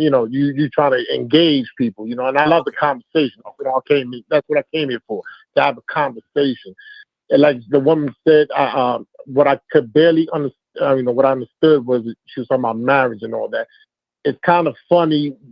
I'm not talking about today's generation. You know what I mean? Today's generation is exactly what I'm talking about. You know, Pedro, we're focused on whores tonight and men who who persecute them, not that marriage shit. But thank you, man. Thank you. Thank you. Okay. Let's pull it back. Sunday. Do men publicly persecute women they secretly desire? How did your picture wind up on that guy's platform? Don't say his name. After everything that you've been through. What the fuck? What the fuck? I think that person is obsessed. That's what I think. Completely and totally obsessed and in total denial about it. I'm telling you, I have met a plethora of married men who just in the getting to know phase, not married men, recently divorced men from when I was on the Kendra G show, they would message me and I would be like, well, why are you divorced? And so many of them were not having sex at all. And that public shaming and that like looking down on girls who are kind of like very much so what's the word, like they're very like sexy, or they're very open about their sexuality and they're very comfortable in their skin. Women who are not like conservative, so to speak, those women are what people fantasize about when they're in unions. And so I think the public shaming comes into play because it's looked down upon socially. And it's the same thing as like being gay. When you're a homosexual, you don't want people to know if you're like a rapper, for instance. And so you might publicly say things about these people because it makes you look cool. But then behind closed doors, you're doing everything that you're bashing. You're double dipping, you're diving into it head first. And you're living a double life. I think most men live a double life. They pretend to be, this monogamous guy, but I question whether or not men can truly ever be monogamous. I don't think men are meant to be monogamous. I think that women should be monogamous, but not men. I think men have the inability to be monogamous, and that's why they publicly attack women like me and many others. It's because women want them to be monogamous. And so they'll say, okay, well, I'll lie to you, but that's not what's really happening. I'll also publicly criticize these women. Like they'll sit next to their partner and bash these women and talk all kinds of shit about them right next to them. So you think that they agree with you, but they really don't. They're really looking at women and pursuing women behind your back. So that's if I can jump in, where did this concept of monogamy come from? You said you don't think that men can be monogamous. So who told you that men, made in the image of the creator, should be monogamous? I don't think they should be. I don't think they should be monogamous, and I don't think they're meant to be monogamous. I think that was okay. So hang on. Slow down. Let's slow down. So when you say you don't think that they can be, I'm circumventing you and saying, who told you that they should be from the start? If they're made in the image of God, why the fuck do I have to be monogamous to you? Right. Well, I think society created that rule. That's not backed by anything in history. There's always been polygamy. And what I find so cringe, what I find so cringe is that women try to be polygamous themselves, and I don't agree with that. I maybe I'm just a weirdo. No, we're having a discussion. Can you read that donation on the screen? I don't have my contacts on here. I can barely see. I'm going to try. It says 1.15 billion black men on earth, but Sunday is judging us by the 5 she dated. I didn't date these men, but continue. Okay. You attract what you focus on. The algorithm feeds your mindset, change your view, and you'll see a different world. No, I didn't date these men. I dated 1 out of the 5. I said I had up to 5 or more encounters of black men being so hateful and racist towards whites that they took it out on me, because obviously I have a small percentage of Caucasian, and they were really exercising their muscles on me. And I just really have a zero tolerance for that. When I'm with a white man, I'm a black woman. I don't need to keep constantly to be told that my ancestors raped the slaves. Who the fuck wants to listen to that shit? I don't want to hear it. I'm tired of it. And they're a bunch of idiots. And I'm sick to my stomach with men who think that all Black women need to be, you know, able to twerk and be able to fit this mold. I don't fit that mold. And I'm not going to apologize for it. And I feel more accepted with other races. I feel like there's so much pressure for me to behave in a certain capacity that I'm incapable of behaving as. Let me jump in. Can you read another donation on the screen for you, Sunday? Runaway Slave says, this self-hating stripper has made bad decisions in life, and now she blames Black men for her choices. Sad that she hates her own Black skin. Now, I love my Black skin, actually, and that's exactly why I don't like to be called white, Karen, Becky, whatever. I love my Black skin, and the only people that give me the credit for being Black are white men. Black men are constantly trying to tell me how white I am, and I don't like that. So you're wrong, and you're an asshole because I see the bullshit you talk all day. Fuck out of here, bitch. All right, hold on a second, guys, and I want to make sure I'm promoting Sunday. You and I spoke earlier, and I said, you sure you want to do this show? I don't want to be accused of exploiting you, right? No, but I'm putting it out there because a lot of bitches are phony as fuck, and I'm tired of these fake ass people coming on social media acting like everything is all prim and proper like they say it is, and they're living a double life off camera. Okay. They're a totally different person. On screen, on screen, there's Sunday's Cash App. If you really hate her, get at her. She's here for the smoke tonight. She's here with the bullshit. Tony T, I got your donation via Zelle. Thank you so much, Tony T. Let me see if there's a message. Hold on a second. Okay, I don't see a message. Thank you, Tony T. Okay, content keeping it 100. Thank you, sir. Okay, and okay, guys, you can email Sunday. I don't relay messages. Blade, I got your donation. Okay, Blade, that was to my knowledge, that story did not happen. I got your email, Blade, but we discussed that yesterday. Florida Boy Jay, thank you. I got your email. Let's go back to the phone lines here. And area code 317. Late night. This is not a trending topic. However, it's a conversation that we're exploring. Are you there? 317. Oh, Oh, yeah, I am here, Star. Thank you for that. How are you, sir? Yes, sir. I'm doing well, man. Shout out to y'all for this topic because I really enjoying it. But I only thing I want to say, some of the stuff I heard Sunday, right? Like today. She's on the screen, sir. Mm-hmm. My bad. I'm not looking at it because I got my phone. Okay. But anyway, yes, her name's Sunday. Sunday. Yeah, Sunday. She had said like kids being involved and things like that. Like I feel like all that stuff is true, but I feel like overall the bottom line is I feel like men are more opportunists than women. I'm not saying women can't be opportunists, but men are always trying to get something, looking for the next best thing. Yeah. So you like, even though you picked that woman for 20 years, you're still looking just in case. And then what happens is eventually men tap out. I don't know what age that comes up. Eventually men tap out and they say, okay, yep, this is me. It's like 45 years later. Yep, this is the bitch I'm gonna be with forever, I guess.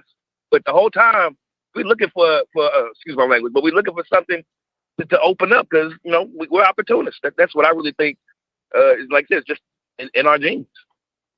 Okay, so the question: do men publicly persecute women they secretly desire? Your answer to that is what? If they do it, they're doing it out of frustration and they're doing it out of like tough love. They want them to be better. That's what I feel. I feel like when they do that, it's just like you calling somebody, man, get your fat ass up and go hit the gym. You say something like that. I really want you to goddamn get better, but it's like tough love. You know what I mean? With shaming somebody is a way of motivating sometimes. And that's what I think it is. When you shame them, you call somebody a bitch or a slut or a hoe enough, you would think that you would stop doing it. You would think. Can I jump in for a second, sir? Can we bring it more up to date to social media, the internet? There's a lot of guys today that don't want to meet someone. They don't care if you go to the gym or not. It's Tuesday night. I'm sitting here. I'm blowing the piff, the law, the kush. I'm burning down the chalice, and I wanna look at a couple of whores. These hot fucking whores on the internet. I'm gonna troll the whore, She's a fucking whore. She's a hot whore. I'm going to fondle myself. I'm going to juggle my scrotum, and I'm not bothering nobody.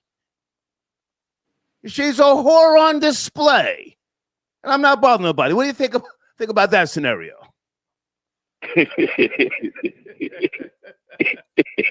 What do I think about? I can't relate. I can't relate to that. That's Okay. that's some Diddy vibes. That's a Diddy talk to me. But what I would say, I'm on a perk 30. You know, I might have a little pink cocaine. I don't bother nobody. She's a whore. Right. She's an OnlyFans Right. whore, and I'm trolling the bitch because she's acting like she's something other than a whore. Land your plane, sir.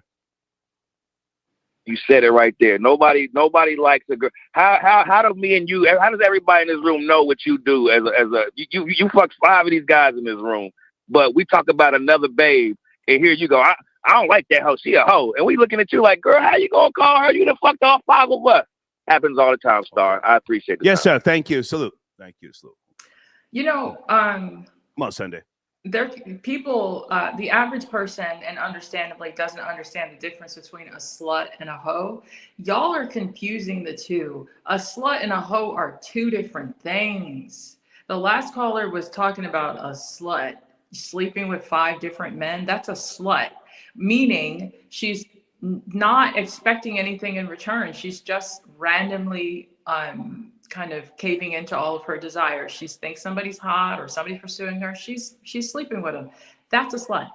I'm not a slut, and I'm not advocating for sluts. Now, the difference between a hoe is that it's a transactional exchange. You are after something if you're going to lay down with somebody. Maybe you have a relationship, maybe you marry them, whatever, but they're in an essence a target. You're not just going to sleep with randoms for the hell of it. You're not going to let people run through you. A hoe is a businesswoman. So a slut, which people often interchange, it's not synonymous. Those are 2 different terms. You cannot confuse slut with a hoe.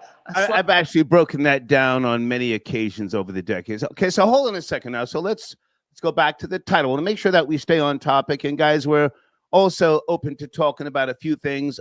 President Trump considering pardoning Diddy or the New York Knicks. I'm saying that they will beat the Pacers and go to the finals.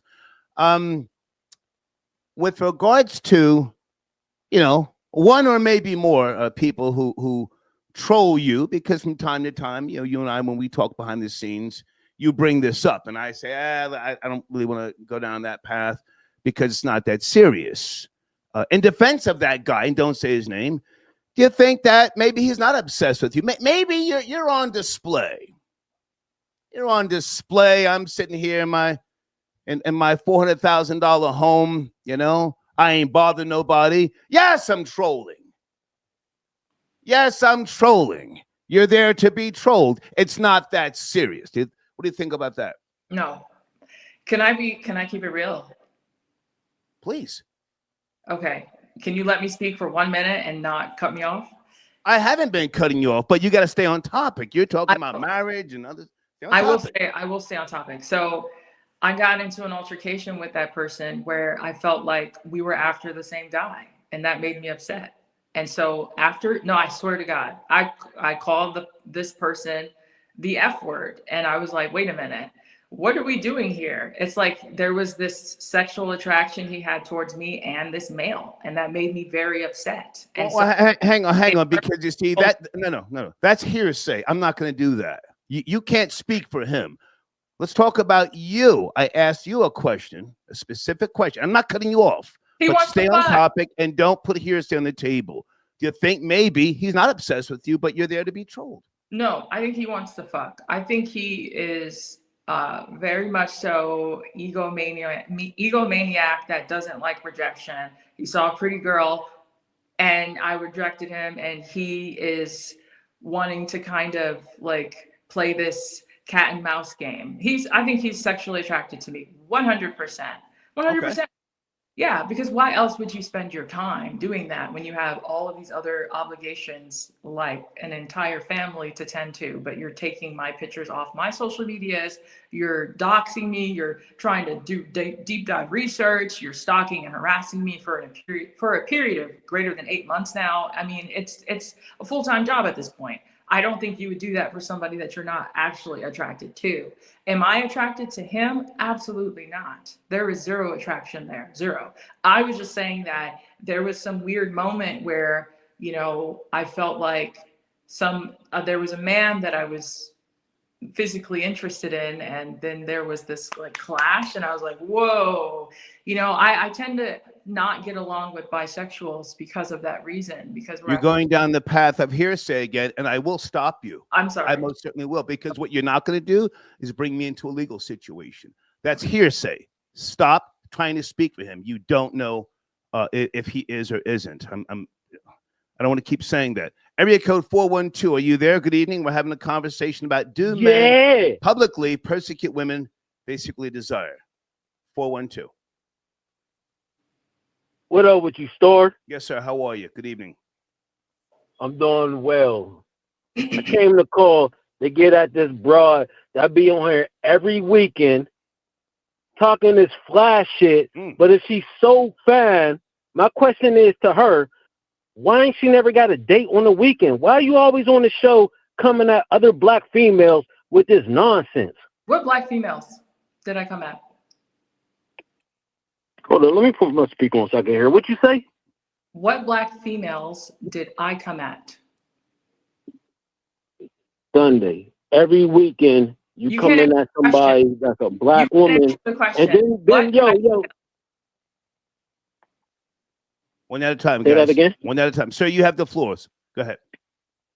Yeah, no, my problem with her is that she comes on here every weekend, bro, and she irritates the chat. Don't nobody even want to hear from her. She get on here talking this flash shit like she's some young PYT. She's an old fuddy-duddy. Nobody's checking for Shorty. Let me finish. If anybody was really checking for you, Shorty, you wouldn't be on here last Friday. The Friday before that, you're going to be on here tomorrow night, and you'll be on here Sunday night. You ain't never got a date, but you always got words for other people, especially black females. How old are you? What you mean, how old am I? How old are you? Fuck she mean? I'm 36, which I've said every episode. How old are you? Man, my age don't fucking matter, yo. Oh, so you're a fraud. You're a loser and a fraud. You're calling. You're probably poor or homeless. No. You're just a lame ass broad that thinks she's fly, cousin. You're not. Damn, you're not fly. You're a lame ass shorty, B. You mean for real. You work for minimum wage and you're calling because you're I work for minimum wage. Yo, what the fuck do I work with got to do anything with how you is? Nigga, you trash. You're a loser and a bum. You're trash. You think niggas can't get at you? You weak as fuck, my nigga. You don't want to tell people that you're 50 years old with a little dick. 50, you goofy ass broad. I ain't 50. Yo, you goofy ass bro. You've got a bald spot hey, on your you're head. goofy as hell. Clothes are dirty, and you live with your mother. What? You're goofy as fuck, cuz. No, you're broke. I don't want to hear from brokies. I'm broke. Yeah, you are. Okay. Can we do one at a time? Hold on. Sunday. I would like for you guys to go one at a time without talking on top of each other. Let the man speak. Let the man speak. Then you can respond. Yeah, let the man back speak. and forth. Go ahead, sir. You have the floor. Not a man. That's a boy. Yes. Go ahead, Yo, the fact of it is that I'm a real troll baby. I be in the chat. We don't like you. We don't want you on the show. You come on the show all the time and you irritate the fuck out of us with this nonsense. Yo, I've been rolling up my weed trying to hear this bullshit you've been talking for 25 minutes. I'm like, get this broad the fuck off the phone because he's talking this dumb ass shit. You talking about, oh, I like a white nigga. Oh, I don't like black men. Oh, I don't like black females. All this fucking weird ass shit like you some fly ass broad. You's a regular ass shorty. Nobody don't give a fuck. Just quit calling this fucking show. Go get you a fucking man. Go get a date. Go do something with yourself. Yo, just quit calling this motherfucker fucking with the troll babies, fucking up the vibe on a Friday night. Okay. Can we let her respond, sir? Let's let Sunday respond, and you hold on, sir. Sunday, you have the floor. It's bitch ninjas like this that are in my DMs as soon as the show comes off air. Y'all be the same one. Sunday, I was trying to holler at you. You know, it's all fun. I was just clowning you on the show because that's what they like to do. You know, let me take you out. No, fuck out of here. You're a loser. And I can tell from the way that you speak and your dialect that you're also broke and you're probably not you're not holding a job over entry level. And I don't give a fuck about you or the low levels that are also sharing the disdain that you have for me. I don't care. If I'm invited, I will give in my 2 cents. I will cam up. I don't care if you like me or not. You're broke. Your opinion doesn't fucking matter, bitch. Okay. Sir, you have the last word. Let him land his plane, Sunday. This man is calling this If you really don't care that much about what we got to say, you wouldn't be on this motherfucker every weekend. You would be out enjoying one of these rich men or whatever the fuck you be claiming that you got on deck, that you don't got on deck, fam. Yo, first of all, I wouldn't be in your DM because you's an old ass broad. Fuck out of here, my nigga. Yo, I can see through the fucking Maybelline and all the fucking bullshit, cuz you're not on here on some fucking real PYT shit. Ain't nobody checking for you, shorty, and I definitely ain't gonna be in your DM. I definitely would never holler at you. I came to put you in your fucking place because you're a weird-ass shorty. You be on here talking like you some real flat-ass broad. You talking about broke? Yo, sis, show the fucking camera in your fucking house. You fucking damn near in the closet, my nigga. You know what I'm saying? Like, what are you talking about? Okay. Thank you, sir. Thank you for the call. Thank you, sir. Okay. All right. Get her the fuck out of here. Okay. All right. We have to give people the last word, Sunday, and I want you guys to talk. That's what we're here for. That's what you and I spoke about. The key word that he used is that I'm in a house. Where are you? Are you in your mother's basement? Are you living in a 1-bedroom with 10 other people in the projects? Are your floors dirty like cats? Do you have roaches and rats? I'm very curious about your situation, and you're calling me old, but you won't say your age, which means you're also probably way older than me. If you were a young man, you would probably advertise that, but you're not. What are you, 45, 50? Calling me old at 36? Okay. Hold on. Terrence, I got your donation. Terrence says via Cash App. Great topics tonight. Thank you, sir. Thank you. Fridays are shit shows for the most part, you know. But this topic, I like the topic. This is Sunday's idea. And who's this here? Let me see if I can get the name right. Is it Arlene? Hey, Arlene. Yes, no Sunday tonight. Okay, that must have been from earlier. David, I got your donation. Okay, Arlene, Skylar, I got your email. Hold on a second. Arlene. Skylar, I got your email. Thank you so much. And is it Jock, JACQUAE? Star, we don't like Sunday. Okay, thank you for your donation. You were saying something, Sunday?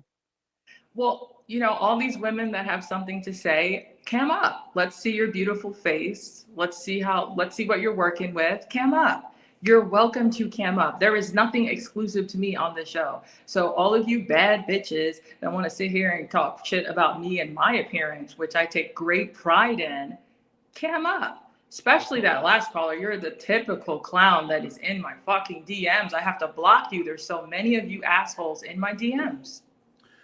Let's talk about that for a second, because you know, from time to time when you and I talk behind the scenes, I always say to everyone who's ever been on my platform, take the platform and use it to your advantage. This is a machine. It has no feelings. And I say this with all due respect. I can do this by myself, and I have over the decades. But you know, I want you to benefit. On your platform, you don't necessarily want to cross-promote what you're doing. I can respect that. What about something else by way of social media? Do you want a certain audience or clientele, if you will, or is it just, you know, fun? I appreciate you being here on a Friday night. Thank you for having me, Star. You're saying about my social media. My social media is very strategic. Right now, I'm doing a show called Black Collar, which is focused on white collar crime in the Black community. So all of these Gen Zs and millennials that have all of these really grandiose claims of making copious amounts of money in a short period of time and being caught for fraud. It's called Black Collar. I'm working on releasing that very soon. I like the idea. Yeah, I'm very fascinated with scamming. Once upon a time, I was a scammer because I was never willing to put myself in the shoes of a prostitute. So I did what I had to do. You know, I was creative, if you want to put it as that. This was over a decade ago, but I've always found myself truly fascinated with people that commit financial crime. And so the Black Collar series is really, really, I think it's going to be informative, it's going to be helpful, and it's going to be something different. So, yeah. We have area code 347 tapping in. This is not a trending topic, but we're having a good discussion. Are you there? Oh, is that white boy Rory? Yo, what's up, G? Hey, man, I hear the echo. Can you make the adjustments? What's up, Top G? What's going on with you, man? Big boss hog. Yo, Sunday, what's up? Hey, what's up, darling? You are looking smashing as usual. You know, don't let these low life, you know, dark skinned brothers get you down and out of your character. You know. Thank you. I'm sorry to hear that you were being harassed and stalked by a black man. I'm sorry to hear that. I'm not surprised. But, you know, may I suggest that you get yourself a dog? You know, a lot of black people are scared of dogs, but preferably a German Shepherd. You know, and that might make you sleep easier at night, you know. I, too, have been stalked by black men from this show. My life has been threatened. I've been threatened with getting my face cut in a million pieces with a razor.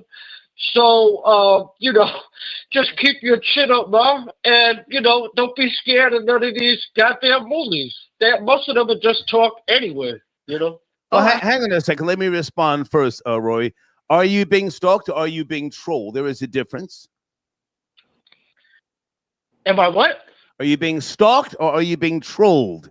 There is a difference. You troll. No, I mean, you know, I respect Sunday, and you know, you got to put respect on Sunday's name. And Sunday is beautiful. I mean, Sunday has sex appeal. There's something about her that it's very sexy, very appetizing. Okay. I don't know her personally, you know, on that kind of a level, but as far as a beautiful woman and a confident woman, I respect Sunday. I like Sunday's gangster. Okay. You know. Okay. Thank you. Sunday, do you want to respond to Rory? Thank you, Rory. I appreciate that. You know, I just think like people that are envied are hated the most, and I think that's why everybody kind of says the same thing about Rory, like just all the "we don't like you" type of bullshit. Rory's very attractive. And for people to come on air and tell me that I'm not attractive is a bold-faced lie. If that were the case, they wouldn't be filled with so much material. If I were regular, like they want to suggest average, they wouldn't even care. They would have accepted me. They would have embraced me as their own because they're average. So people that are above average, like Rory, they don't like. And so I'm not surprised that I get similar hate. That's what I think. Well, you know what it is, Sunday? I mean, these black guys can't get over the fact that white men who date interracially are more successsul and more fun. You know, you tell them all the time, we are more fun, we're less zesty, we're less, you know, we don't have attitudes like women. We weren't raised by single women. You know, for the most part, we don't put our hands on you. You know, we're not quick to square up with a hoe. You know, so you know, they're jealous. Not only are they jealous of you for knowing that white guys are a better catch, but they're jealous of white guys for knowing that black women have more. Well, Rory, I thought you preferred dark-skinned girls. Women of color, I should say. Rory, I thought you preferred dark-skinned girls. No, I run across the spectrum. No, I run across the spectrum. I just stay away from Asian girls. I don't find Asian women attractive at all. And I don't like godless commies. So other than that, I'm good, I am dark, Star. I am dark. But yeah. on another note, not to Sunday, tell him if you had a choice to come out with me and sing karaoke and let me pick the restaurant and let me pick what we're gonna do for a Saturday night, or you had one of these average dumbass niggas that pretend they got money, save up their paycheck and say, "Oh well, I'm a real one, and I live in Brooklyn. You gonna come with me? I'll show you around the town." Who you gonna pick, Sunday? Obviously, I would go out with you. That's not even a question. But I want to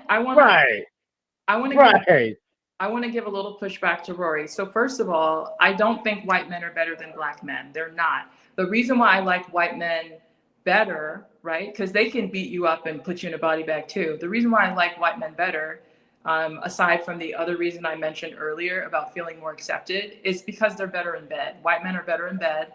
They know what they're doing, and they're free. I like a freak. Black men don't want to try anything. They don't want to do anything. Most of them are bad in bed. And that whole, big dick thing is what's the use of having size if you don't know what to do with it? And so I find that white men are better in bed. They're more sexually adventurous, and they're freaks like me. They can match my freak, and that's why I like white men. So that's not something that's publicly known, I don't think. They don't get the credit that they deserve for being damn good in bed. And they're free. Hang on a second, Sunday. Rory, I want to ask you a question with regards to the New York Knicks. You got that echo in the background again, man. Why do we always have this conversation? Make the adjustments. You there? Where's Rory? Yeah. Okay. The Knicks, will they get past the Pacers? What do you think? Nah, I would say no. I would say it's over. The NBA was making a couple. I would say the NBA was making a couple extra bucks just to get the next game out in Indiana. I don't believe that they shut Halliburton down. I think he took the game off. He torturing them. He's been torturing them. So I think it's a play just for a little bit of money, stretch the series out, and I kind of think the Pacers got their number, man. The Knicks looking kind of shaky lately. You know? Okay. Yeah, that's the guys that shoot, and I think OKC is going to run it. I think OKC is going to run to the championship. They're going to run to it. They deserve it. They played well all year. I like their team. They don't have like a bunch of superstars. They got young players, and I think they turned up. And I think it's cool to see OKC win a championship. Okay. Listen, I gotta take other calls. You good? You landed your plane, Rory? Yeah, I'm all good. Sunday, my darling. If you're ever in the New York tri-state area, hit me up. We'll go out. I'll show you a good time around the town. White boy style, country club style. Real white. All right. White boy summer. Talk to you, Roy. Okay, White Boy Rory tapping in. Guys, on the screen, it's one of my sponsors, www.dollpimp.com. They sent me something. I have to drive down to my shipping center. Not this weekend, but next week. I'll keep you posted, www.dollpimp.com. And thank you for your donation. Gorilla Zoe. Rory saying black men are more zesty while sleeping with Britney is the laugh of the year. #per. Okay, Flamethrower. Let me see if I could put these on the screen because some of this stuff, I don't have my contacts in. And Sunday is co-hosting with me. We're going to get back to this discussion. Okay, what is Flamethrower talking about? Do you bleach? What is this? Okay, this is a little graphic. I'm going to put it on the screen now. What is it? Flamethrower here. Oh, fuck. No, that's not it. Can you read that, Sunday? Edited version? You said Sunday, does your skin bleaching routine cover the asshole, or is that the area outside of your mind? I do not bleach my skin. I do not. I will admit, though, there was a time in my youth where I would deliberately darken myself just so dumbasses like you can shut the fuck up, because I really didn't like being called a white girl. So I would sit out in South Beach in Miami and fucking roast like a turkey just so y'all can shut the fuck up. But I've never bleached my skin, but I have made it darker. Yes. Okay. And thank you for your donation. I think Jesse's tapping in. Hold on a second, guys. Let me get that off the screen. Jesse says, persecuted or gaslighted? Well, persecuted. It's definitely persecuted, because if we're talking about persecuted. If you say anything into the line or parallel to being a sex worker, whether you are a cam girl, whether you're a stripper, a dancer, whatever, you can even just be sexy and just like a personality or an influencer. There is a necessity to tear you down and tell you about how you're the scum of society and you're the reason why society is in the way that it is. And it's not true. I don't think that these women are causing any harm. I think that they're helping, because these men literally are not having sex in the way that they say they are. A lot of them are just roommates at this point, and they don't want to admit it. So where are you going to get the sex from if you're not getting it from somewhere else? You know, even if it is pornographic imaging, you're getting something to look at to satisfy yourself. That is a need, and it needs to be openly accepted instead of shamed and shunned like it is. It's hypocrisy, because then now you have situations like this where you're stalking and harassing women that don't fucking want you, and you're trying to like bully them on top of that when really you just want to fuck. That's what's underneath all of this fake ass trolling. You want to fuck and you won't. And it's also a way to bring down a woman's price. If a woman's price is, you know, yay high and you're tearing her down, you want a discount. That's really what it is. It's broke behavior. Do you think that because of the internet now, social media, that the value of women has gone down? No, I think it's gone up. I think it's gone up because the average bitch could never. The average woman cannot wear a two-piece bathing suit. The average woman in America, like Janet has said, is looking like the statue. It's a big back. Janet's a big back too. I mean, she admitted that she was a 44 bra. Sunday, she's not on the line. She's not on the line. Janet, call up. How much do you weigh? I'm sure you weigh like 250. Sunday. I do have rules on this show. She's not on the line. Don't mention her name unless she wants to call in and engage with you. Okay. Okay. So the average woman isn't. Continue about, has the value of women gone down, please? I think it's gone up because women that display themselves on social media have a higher incentive to fix things about themselves so that they look very appetizing. Going to the gym, maybe getting some work done, hair and makeup's on point, and most of their partners are not taking the time to look as presentable. So the value of women have gone up. Most women are not willing to do any of those things to look nice. It's a skill. It is a full-time job to stay in shape and look good. It's a full-time job. It's not easy to look good. It's really not. I'll admit myself, you know, after having a child, obviously you get a little bit bigger than you were before. And so you have to, it takes a lot to go back to the way you were, to go on a diet, to exercise. It takes discipline and focus. Most women don't care, you know, and that takes away from sexual attraction for men. I don't think men are as attracted to women who let themselves go. And so women who are really putting a lot of pride and effort in their appearance, their stock has gone up because there's so little of them. That's what I think. There's so little of them. Sit tight, Sunday. Let me bring in area code 929. Thank you for your patience. Are you there? 929. 929. Yes, Star. What's up, my brother? Thank you, sir. Good night. I'm sorry. Thank you, sir. Good night. No. I'm gonna help you. I'm gonna work with you. I ain't mad at you. But you're gonna learn. You're not gonna call me a brother, and we're not doing shout outs. I have rules. Area code 917. Are you there? Late night. Good morning. Good evening, wherever you may be. Hey, Star. Hey. How's it going? It's going. Oh, okay. I just want to make sure. Can you make the adjustments, babe? We got some noise in the background. Oh, hold on. Oh, sorry. Are you ready? Can you turn that down the background, Yes, please? I am. How are you? Yes, I did. I muted it. Can you hear me better now? Good evening. Who am I I'm speaking great. to? Who am I speaking to? Oh, you're speaking with Tammy Hey, Tammy. from Roosevelt Island, New York. Hey, Tammy. Yeah. How are you? I'm great. And how are you doing there, Miss Lady? It's Sunday. Hi, Tammy. Sunday, right?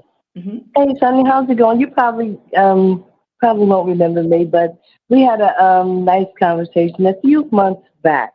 You know what I mean? We had like a little disagreement on a topic, and you explained the reason why you went about it the way that you did, and it was respectfully. You know what I'm saying? And I really appreciate that because if I'm not mistaken, I think I heard you mention your age earlier on the show when you said you're 34, 35? 36. Oh, okay, 36. Okay. My son just turned 35 a couple of months ago, you know. So I'm just saying, I go about you like like my daughter because you're young enough to be my daughter. And You want to get to the topic, darling? Do men publicly persecute women they secretly desire? That's the topic. Yeah, especially men that don't have anything else better to do. Okay, and have a low self-esteem about themselves. Okay, and they figure the only way they can feel high is shooting you low. And that is so not cool. It really isn't. It is so not cool. And what do we do about it? Like really, what do we do about that, Star? Are you asking me, or do I just let you speak? I mean, I have somewhat of an answer. I'm kind of. I have an answer. Okay, well, I'm not. Well, yeah, I'm kind of like asking you. Getting your advice, and so I can know. Can I ask how old you? You said you have a child in their mid or late 30s. What'd you say? Oh yeah, my son is 35. Okay. Yeah, so my Jonathan. You're close to 60. You're close to 60. No, I'll be 59 in August. You're close to 60. That's what I said. You're close to 60. Yeah, might as well say that. Yeah. So I'm just not no Russian. Okay, it's fine. Go ahead. All right. So you said, what can we do about it? Well, it's a different day and time. It's all about engagement. So you have males who their form of communicating now, males and men, and my topic says men, their form of communicating is tearing you down so that we can engage. I will send you the Skrilla. You're going to give me what I want, which is a virtual conversation. Nobody needs game anymore. All that standing on the corner, spitting that pimp shit, that's old shit. That's you and me. That's our era. That's that old shit. The young people today just want to holler at you, critique you. Hey, you got love handles. Why don't you go fucking work out? And then a woman responds, okay, I'm going to send you another $10. You got hammer feet, bitch. Bitch, you got a pack of Franks in the back of your fucking neck. You ain't really hot, bitch. And then she responds, and that's how they communicate now. That's what they do. Go ahead. Well, I'm not too crazy about that form of communication. I mean, it's just not in the communicating no more. It's just outright disrespect. Yes. You consider that communicating? Oh my God, no way. Bitch, you need a hot oil treatment. Fuck out of here. But I tell you what, I'm gonna send you another 20, bitch. If you bend over, show me your ass cheeks, bitch. I'm not saying that to you, but I'm just saying I know that. That's how they communicate. Bitch, your nails are chipped. Bitch, you got an old ass silk wrap when you should have gel tips. Goofy bitch. Okay. Come on. Yeah. Okay. And then when we respond back and hit below the belt, y'all come out even stronger. Then I'm gonna send you another 50. Bitch, you got split ends. and you look. We can go all night. Split ends, and you look like you shop at Rainbow, bitch. Fuck out of here. That's okay. Well, hit the cash app so I can shop at Macy's. How about that? There you go. Now we're talking. Come on. Come on. I tell you, man, I don't know how these young ladies endure it, but they're just as disrespectful as the guys. I mean, I'm like, whoa, honey. So it's like, who do you, chastise here? Neither one, because these children will curse you out, tell you ain't their mama, you ain't their daddy. We can't tell them what to say or what not to say. Yeah. Oh, okay. Okay, but when you get older, you want to send your resume to NBC. Let's see how that works out for you. A resume? No, today's generation is not even looking for jobs. They don't want to work at fast food. Everybody's on TikTok, the Gram, or what is it, Twitch or YouTube. Resume. Mm-hmm. No, baby, go ahead and finish up. You want to talk to Sunday? You called in earlier. Now, with all due respect, are you married? Oh, no, I'm divorced. Yes, I'm divorced. Okay. Uh-huh. Are you an old carpet muncher? You called in trying to talk to Sunday. Go ahead. You want to holler at her? She's right there. Okay. First of all, no, I'm not an old carpet muncher neither. And what it is, I was just like, my heart goes out to Sunday because like every time she's on the show, people want to come at her. You know what I mean? You might not like the way she's putting it out there, but you have to pay attention to the message. You know what I mean? And not so much the messenger. I mean, oh my God, they be really going in on poor Sandy. I just like, my heart goes out to her because, I mean, she holds her own. You know what I mean? And once you, come across to her while you feel what she said might have been out of, content, whatever, and if you explain it to her respectfully, she'll see it that way. She'll apologize. And she'll go about it, more correct because we all. Baby, I'm cool with what Sunday's saying. I just want her to stay on topic. But hang on a second. I appreciate you. Absolutely, me too. You're almost 60, and listen, I'm not trying to clown you. There's her Cash App on the screen. If you feel the need, if you feel the need, 2:00 in the morning. If you just want to holler at her and we'll talk about her about the strap. Do you have a strap? Uh-huh. You have a strap? Well, no, because, it's hard to own one of those here in New York. Yeah, they're real strict about that. I'm not talking about the blicky, the strap, the strap on. Oh, no. Come on now. No. No straps here. Okay? It has to be naturally attached to you or you're going about your goddamn business. Okay. You're strictly dickly, as they used to say back in the days. You're strictly dickly. Strictly dickly, and I don't care if it's quickly, as long as it's dickly. Sunday, do you want to say goodnight to her? She had nice things to say about you, Sunday.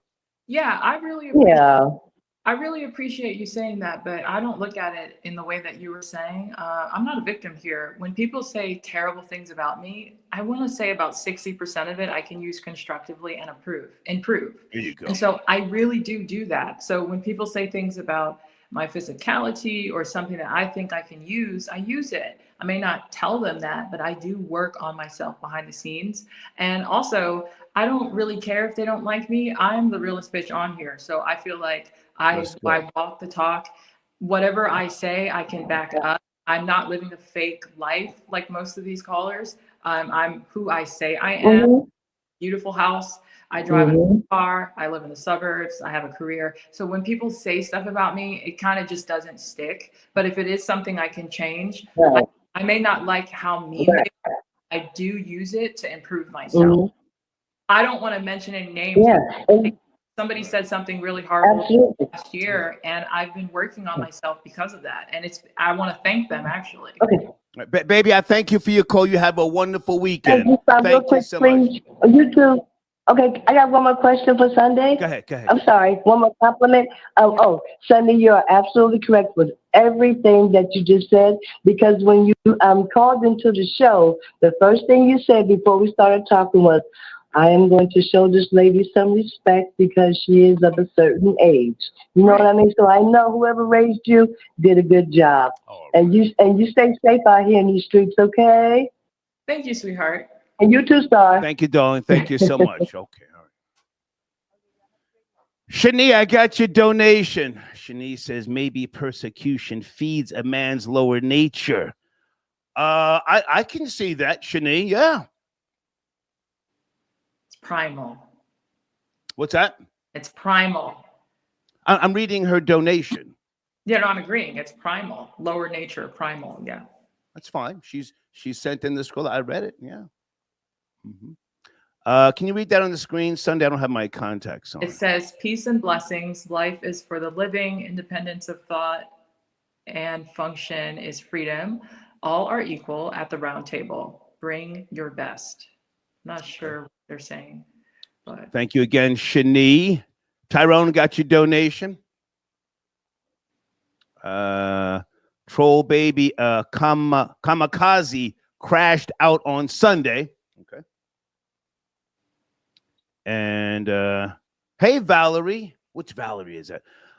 I keep, give me a second, guys, because I remember a girl named Valerie from years ago. Oh my goodness, she really beautiful girl. Jesse, I got your donation as well.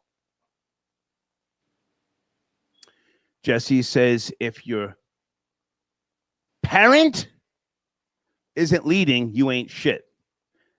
Parent or partner? It says parent, but I thank you for your donation, Jesse. Oh, wait a minute.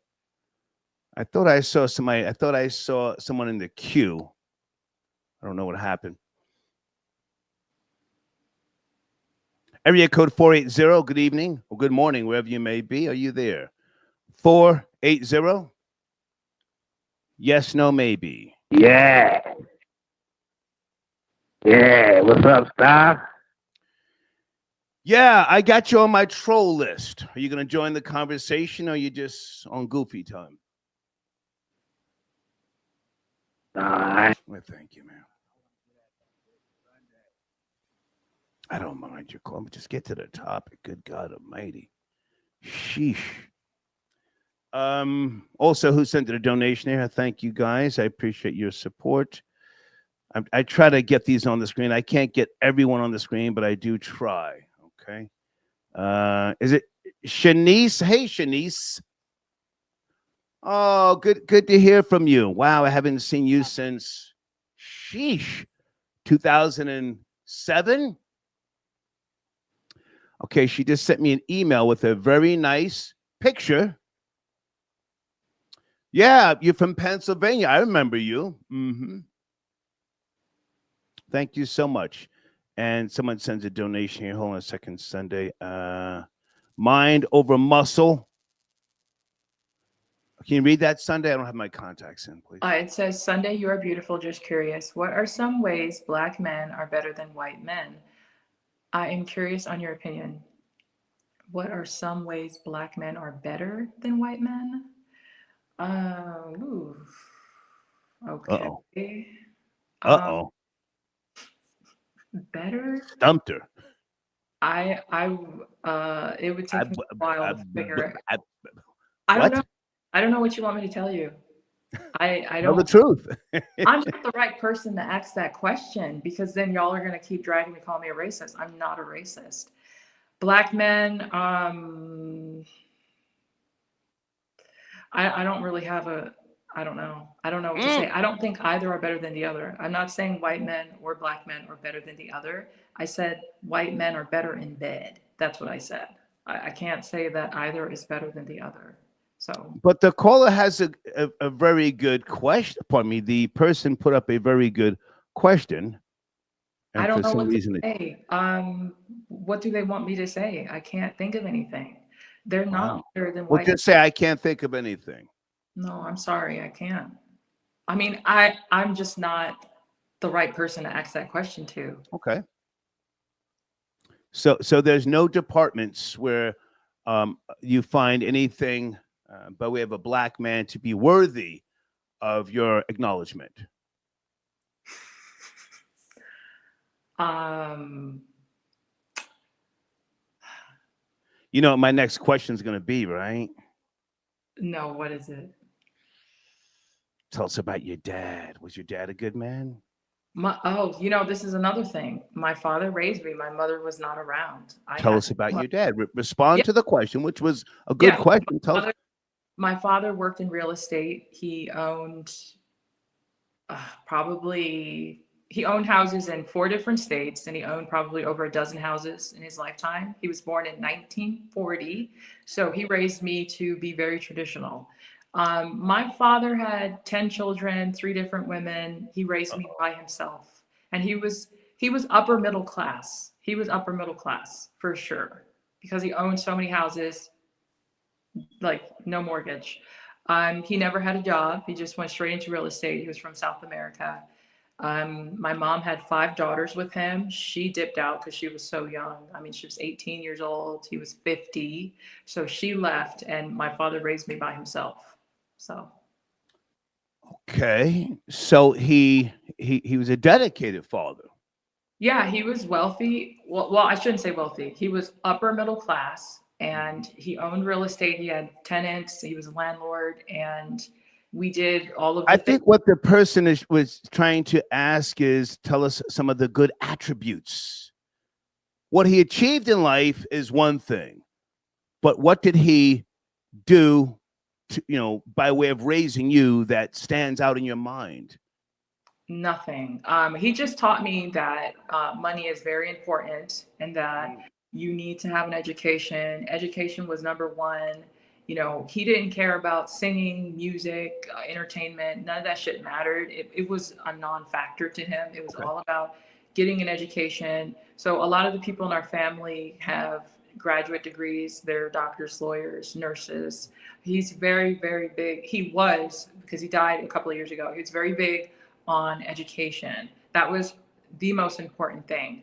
But money was so important to him. He would constantly, thrust himself in some new business venture pertaining to, acquiring a home, getting tenants. It was all about money and business with him all the time.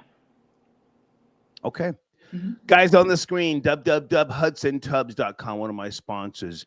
Bathtub reglazing, any type of antique in your home, whether it's an older sink, an older ice box. I love those old ice boxes from back in the days. I used to have one. I don't know what happened to it, but that's a great site to go to. Ask for Maurice, okay? Should we do 1 or 2 more calls Sunday, or have you had enough? Talk to me. I'm going to say one last thing, and then I'll land my plane. My father kicked me out when I was a teenager, so I was homeless at the age of, 16? And I got a job, and I was on my own since then. I was raised from 16 to 18 in a Puerto Rican household.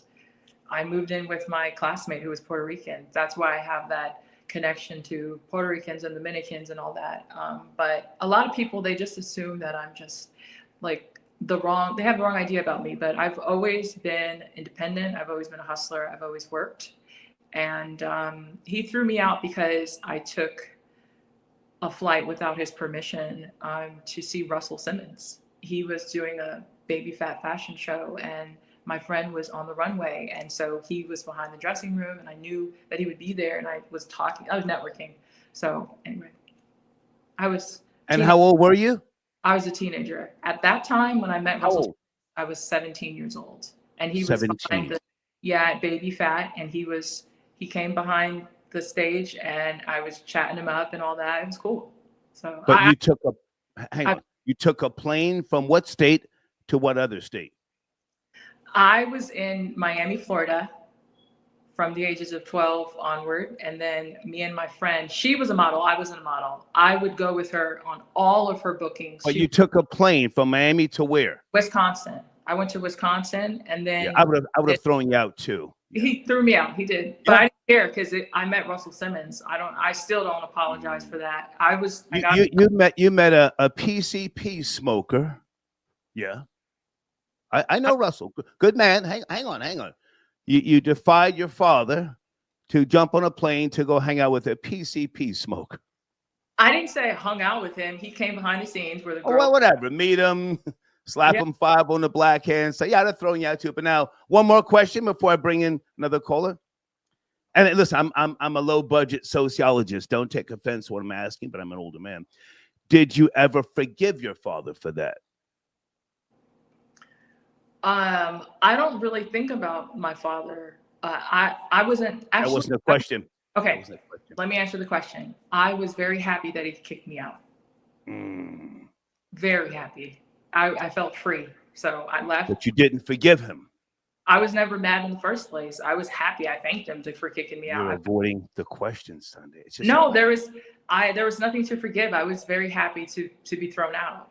I packed my stuff and I left. So your answer is no. It wasn't even worth my time to forgive him. Right. He gave me a couple of $1,000, just like here. Okay. He gave me some money, and then I left, and I never, I was happy. Okay. Area code 301. Did we speak earlier? Your number looks familiar. No. 301? No, we didn't, sir. How are you? Good evening. You are my last caller. Last caller. Great. So straight to the topic. Do men publicly persecute women they secretly desire? I say no. The reason why I say no is because women that I think, for example, if I'm putting myself in those shoes, I secretly desire, Jewish women and Japanese women. So if I've never had those type of women, I've never spoke ill on them in public. Okay. I think that men persecute women that they don't like, but they have no option, so they have to stick with them. So that's what I believe, but I don't believe that men publicly persecute women they secretly desire. No. And you're how old, sir? So, I'm 30. What's preventing you from engaging with Jewish women? And what was the other one you said? Well, I mean, it's Japanese women. Well, it's hard to identify who's Jewish. It's the personality traits. When you break it down and you're dealing with certain women, you like, wow, you come away from a conversation captivating. And a lot of other women of different races don't do that for me. So I grew up with them. I went to school with them, and but now I'm not in the area where there's a lot of Jewish people. I was about to say, you're not intertwined with them anymore. You're out of high school. Did you go to college? Yeah, exactly, college with them. But they always made it clear that they would never, like, for example, I'd be in conversations with certain Jewish girls, and they say they're only interested in white guys, to be honest. And they made that clear, but you could be best friends with them. That's the crazy part, it's the ironic part about it. So it's kind of weird, So, wow. And not just all types of, not all white. It's like either Jewish or some type of. Well, Judaism is a culture. It's not a race. It's a culture. Not a race, exactly. Exactly. But they're just like any other woman. They have their sights set out on what they like as well. So it's like they'll be best friends with you, but they won't date you. And you'll have a lot in common with them. No, sir. Jewish girls, we used to call them Japs back when I was coming up. Jewish American princess. They're not like other girls. No. They're very family centered. And you yourself, depending on what you're pursuing them for, you have to prepare for them. You have to prepare. So are you saying there's a pecking order when it comes to women stuff? I'm saying you have to prepare. You said you're in seek of Jewish girls and Japanese. That's what you said, right? Correct. Well, not pursuing. I'm saying that I secretly desire them, and I don't desire. You desire. There's places that you can go to be amongst Jewish girls, but you have to prepare. You have to know something about that culture. I still feel like I'm telling you, sir, what I know. I'm telling you what I know. Okay. Got you. I'll follow through on that. I'll definitely follow through on that. So yeah, like you said, I feel like that your topic was a great topic. I also think that a lot of black guys, there's a lot of bitterness towards black women, and I understand. Me, I'm not really big into black women, so I know Sunday's not really big into black guys, so it doesn't faze me at all. I see faces a lot of other callers that are really upset about it, but I just don't feel like I could deal with a black woman at this point in my life. So I really don't. I'm not offended. Were you born from a black woman, sir, respectfully? Yes, and my mother feels the same way.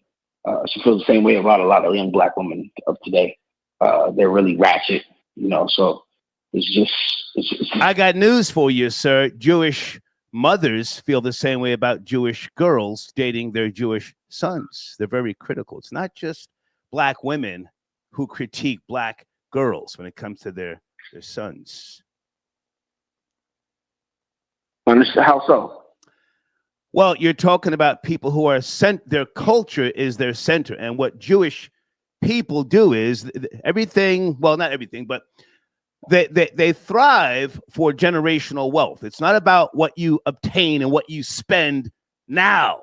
It's what you put away for the family to come after you. And that's the center of what you should truly believe. And if you don't believe that, then you're not worthy of coming into their family. So you said that's what you desire, Jewish and Japanese, right? Correct. Those are the women that I feel like have a lot of skill sets that you can help raise a family with. Yes. You ever been to a synagogue? Have you ever touched a Torah or Talmud? No, I have not. I have not. I have not. You're not ready for a Jewish girl, sir. You're not ready. Not ready. Yeah, I mean, unfortunately, that's probably true. That's probably true in today's days. But it is what it is. But I know one thing: I'd rather stay single than deal with any woman that I know that I can't build with, because that causes a lot of problems. And like I said, Sunday's on the line. Beautiful woman. I think Sunday dropped out. She was on the line, but she dropped out. We were talking about something. Hold on a second. I'll let you land your plane since Sunday dropped out. Hold on a second. I think she's texting me. Yeah. Hold on a second. Great looking woman, like a lot of other black women. But you could also, but you've already said, sir, you're not interested in black women. You said that. Right. Okay. So never mind Sunday. Hang on a second. Her phone died. Thank you, Sunday. I got your message. Her phone died. Never mind black women. Let's go back to the Jewish and Japanese girls. Have you ever been to Japan? No, I have not. Nor have I. I have not. But I've grown up with a lot of Japanese women. Mm-hmm. And there's always been American women whose families are from Japan. When you say Japanese, Americanized, and some that were born in Japan and moved over here. Okay. Yes. And I forgot to throw in Thailand, of course. I forgot to throw in, certain countries in Asia as well that I'm attracted to as well. But I noticed that I get along great with those two, Jewish and Japanese women, a lot. So, and they always have great qualities, great conversation. That's what I would say. Okay, hey man, I appreciate the call. I thank you for chiming in, and stay in touch. Great. Yes, have a good one. Thank you. Okay. Sunday, you're back. Would you get a charger for your phone or what? I have a little bit of juice. I just wanted to promote my platform before you shut it down. Absolutely. So Black Collar is a show that I'm working on that I'm going to be launching very soon, that I think is going to be entertaining and informative. It's going to be about the new age scam artist. Well beyond the Ponzi scheme, scamming has taken on a new life through social media. And so I'm covering all of these things. And if anybody wants to reach out to me and share some information as well for me to cover, I would be open to that. My YouTube is Hot Sunday, HOTTSUNDAE. Okay. And then I just booked a show so that once I film, I'll be talking about that too. I spoke with the producers today, which I'm really excited about. I spoke to you about that behind the scenes, Star. They officially booked me today, so I'll be on one of their episodes. I think it's like episode 40. So I won't say too much, but once it comes out, I'll be sharing that. So so follow me on YouTube and check out Black Collar once it drops. Thank you. Hang on a second.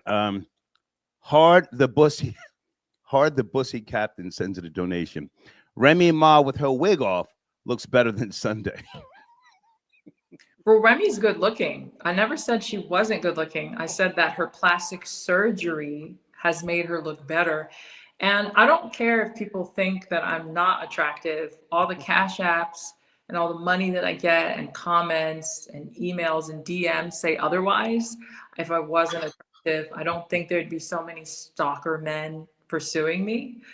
specifically the one that we mentioned earlier who posted my picture on his social media. So I must be something to look at. I keep getting invited back. You spent money to talk about me, so I'm something to look at. So I don't care what lames like that have to say. I'm confident enough in myself. So thank you. Are you new to the world of trolling? You new to the world of trolling? Oh, for sure. I'm like out of the loop. I found your page I found your platform a year ago, so I'm learning about it now. I don't think I'm really into it for myself, but I get that people don't have a life and that's their thing. So I get It's it. not that serious, the trolling. You know? Well, when they start doing research and doxing and taking my photos and I don't encourage doxing, but with regards to trolling, most people, if you ask me, it's just it's a way to, I don't even want to say relieve stress. It's just it's fun, and I get it, but you can't be overly sensitive. I'm one of the few people, who doesn't have a bunch of wrenches in their live chat. I mean, some people who claim to keep it real have more wrenches in their live chat than they do people watching a goddamn live stream. Right. No, for I'm sure. not sensitive. And as you go on with this, and I assume that you will go on with social media and other things, your skin's gonna get thicker. Oh, it's gotten It's gonna get thicker. First called into your show. Like I said, some of it is constructive, some of it is valid. You can't think that you don't have any work or room for improvement. Everybody who goes in front of a camera can stand to improve themselves. So I do take some of it constructively, but then the other people like that comment and other people, I mean, I get DMs after every live. I get DMs. The same people hating on me are in my DMs. Right. So, the evidence speaks for itself. But anyway, Collar is dropping soon. Check it out. Follow my YouTube. I have an Instagram as well, which isn't too active, but you guys will see more of me. So, Sunday, great to talk with you. Enjoy the rest of your evening, and we'll catch up tomorrow, I'm sure. Thank you, Star. Okay. Bye now. Okay.